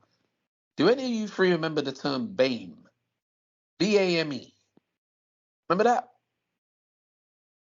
Hardly. No? Hardly. So BAME was a Yeah, term. black, ethnic, blah blah There blah. we Yeah. go. Yeah, you remember that? That suddenly disappeared, eh? Do you hear about that anymore, Terrence? No, but that's because people didn't like it because you were grouping together. The reason why people stopped using it because it's for work, like in corporate world as well. Is because That's right. That's right. you're grouping all ethnic minorities as one, and Exactly. that's not It was correct. just So easier to do. yeah, But so again, basically, if somewhere had like 2 Asian people and no black people, they'll be like, oh no, we've complied with BAME because we've got 2 yeah. BAME Yeah, people, yeah, but that's right. you've got no black people, but you've That's got right. Asian. That's So right. they got That's rid of right. it. That's right. So they got rid of it. So basically, what the reason I said that was to say this. So there was like you were just saying, Terrence, efforts to try and include ethnic minorities and such and such. Anyway, these girls have decided to not even go down that route and just create a space. I think even before that, actually, I think it goes back to maybe even 2018 or 2017. Create this space for only females, and the females would be black. And what this lady said, which stood out, was feeling uncomfortable in the workspace based on not only her color but her gender. Now I heard that and I kind of rose an eyebrow and said, I can kind of get where she's coming from. The difference is she's being extremely vocal about it, and her being extremely vocal just says to me that she just don't give a fuck, and she wants them to know that that's what we're doing and that's why we're doing it. They're exhausted and tired of feeling uncomfortable. Now, some willfully ignorant people who may or may not know, or may have never even experienced it or heard of it, is that when these are, and it doesn't always have to be corporations, but anyone who is working in a space where you can say you have a minority or you have a certain ethnics within that space, certain things can be said, certain things can We're just happen. underrepresented, right? Right. And they can be made to feel uncomfortable, from stupid comments to ignorance to touching someone's hair without even, be asking, you're not a pet, or just stuff like that. And I will say what I'm saying, but I will also bring up something from last year which captivated this scenario perfectly. And it was in Black Mirror last year. And if anyone in here had seen that and anyone listening had seen that, think of the episode with the Asian girl working in the shoe shop. And that is exactly what this girl at Black Gamer Group, she was basically saying, probably without even realizing that that is a mirror of what happened. Has anyone in here seen Black Mirror from last year? Yeah, I've seen all of it. I know what you're talking about. Yep, you know exactly what I'm talking Yeah, I about. have. Yep. Yeah. Yeah, man. So for those of you listening, this is spoiler time. And if you don't want to, no spoiler, I guess you just pause. But there's an episode where an Asian girl's working in a shoe shop. I think set in the Yeah. 70s, Oh, one of my and favorite. she is literally given all kind of hell in this shop, from the smell of her food Yeah. to Oh, her yeah. raw. That video. Oh, Right. Yeah. Listen. bruv. Right. Oh, So this is what I'm saying to you. So when I I heard remember that, that. because I've spoken to some other people about it and I've listened to them, I said, listen, you don't even got to take it from me. But I've seen scenarios like that. But here you go, the Black Mirror came out. That there is not based on fantasy. That happens. No, That that's would have real. happened for That's some real. people. Yeah, that would have happened to some people who were, they bring in their food or whatever, and it's like, you hear this or you see that, and that's their experience, and they've now decided to create space. It's because of the back of stuff like that. And I remember the girl in the show Yeah. was asked to go and eat her food downstairs in a cellar. And who's in there with her? Yeah, and she was in there with you know how the show goes, so I won't know anything on that, but yeah. So Yeah, exactly. I basically say that to say this, that I completely and utterly understand where they're coming from and why they would create a space like that. What I would say is, although they're vocal about it, there are many companies who are not vocal about their hiring practices. Mhm. And some will talk about they're diverse, but you only got to look at their board of directors or the higher ups above management to see just how truly diverse they are. Um, so that's the only thing here. These guys decided to speak on their hiring practices, while others don't. And I just take the opportunity to vocalize that there is an absolute understanding of that. Because before that, I didn't pay too much attention until I actually heard what she said, and I said, yeah, she may not be articulating it in a way that's palatable for some. But the minute she spoke about uncomfortable and environment, I said, yeah, you hear it all the time, whether you're talking to, whether it happens to yourself or people you know. Yeah. Within the community, you're going to know a story where someone's talking about work and what goes on at work and how these people go on or what they say or how they make them feel just with comments. And listen, I worked at a company that I was the only black guy there out of the 60 employees. They had one black guy came. He did a little temporary work for the finance team. Right. He applied for the permanent role. He went for it, and a white male went for it. Mm-hmm. And he came down and told me when he was rejected for the permanent role. Right. And I was like, "What? You've been here a while. You've been here longer than the other guy that they brought in." Mm-hmm. And he said that what they told him as to why they didn't hire him was they said that they felt he was not a cultural fit for the position. A cultural fit. Wow. What year was this? This would have been before 2020, I assume. Yeah. Yeah. And I was like, how Yep. can you even dismiss someone on the terms of not being a cultural fit? Like, I was flabbergasted. Wild, I was like, how could you even use that terminology? Like, they're trying to say, because in their words, they're trying to say, you see, we like to go to the pub and have drinks. You're just not going to fit into that mold of what we do. That's what they're saying, essentially. Because what cultural fit is there in an office that does finance?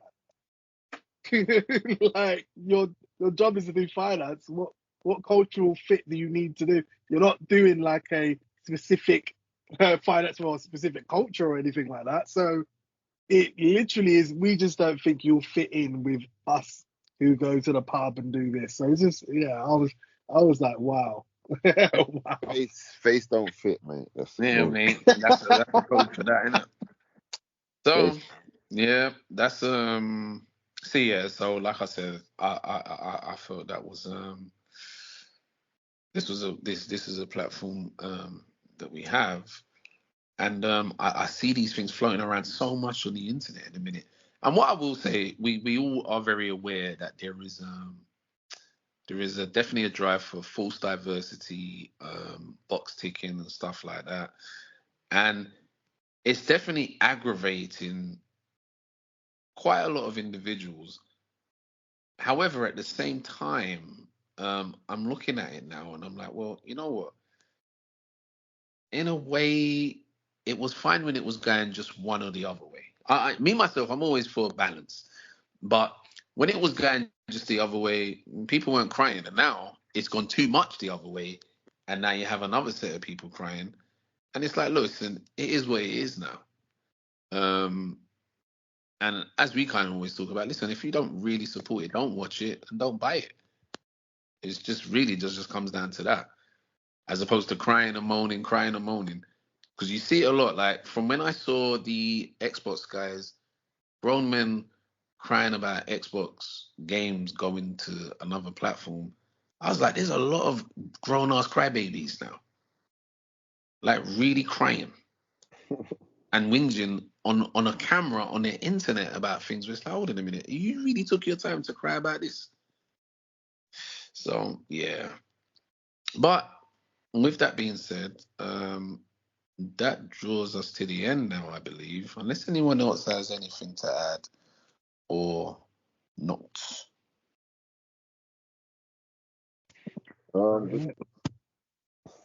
No. So, guys, with that being said, we're now at the end of the show. And I will go around and request closing words, if any. And that will be that. So, Terence, any closing words from yourself at this point? No, Terence is closed off and gone. So there might be no closing words from him. Sean, closing words from yourself. Yeah, I suppose by the time we do the next show, I suppose like Diablo 4 has a new season coming out in a couple of weeks, and obviously Deep Rising has just released in a couple of weeks. So got a few games I'm gonna definitely dive into and some back into. Right. So definitely gonna have some impressions about those two things by the next time we do another show. But yeah, like what I like is that this gaming year just feels like it's been non-stop month after month, which is really good. So yeah, just watch this space essentially. Okay, sounding good. And just to let me know, Terence had to leave. So there'll be his closing words will be closing words of silence. Carl, any closing words from yourself? Yeah, not many. I mean, highly recommend to try out the new Fallout series. I mean, even if you haven't played Yes. You know something? I've even got the itch to maybe reinstall Fallout 4. That's a game I it will do. make you want to. Yeah, It will I do make you feel want like to. I want to play that game, man. It definitely will make you want to. When you watch that, it just brings back all the little Yeah. It's just it's amazing. Anyway, that's what I would say. If you've got any free time, just fling on the episode, watch it. Okay. You know, you're gonna get hooked. But yeah, I think hopefully next time I might go over a little bit of a game called Myth of Empires I've been playing. Go over a bit of that, but yeah, I'll save that for another show. But All right. yeah, that's me. Okay, and closing words for myself. I hope you enjoyed the episode and made it to the end. I myself will take on board Carl's closing words with Fallout, and I believe by the time we have the next episode, I think quite a few of us would have watched it to its entirety, to the finish. And my more specific closing words is, yeah, pretty much that. I hope you enjoyed the show, and we look forward to doing another one very soon. Until then, I guess it's bye, guys. See you later, guys. Peace. See you later. Good stuff.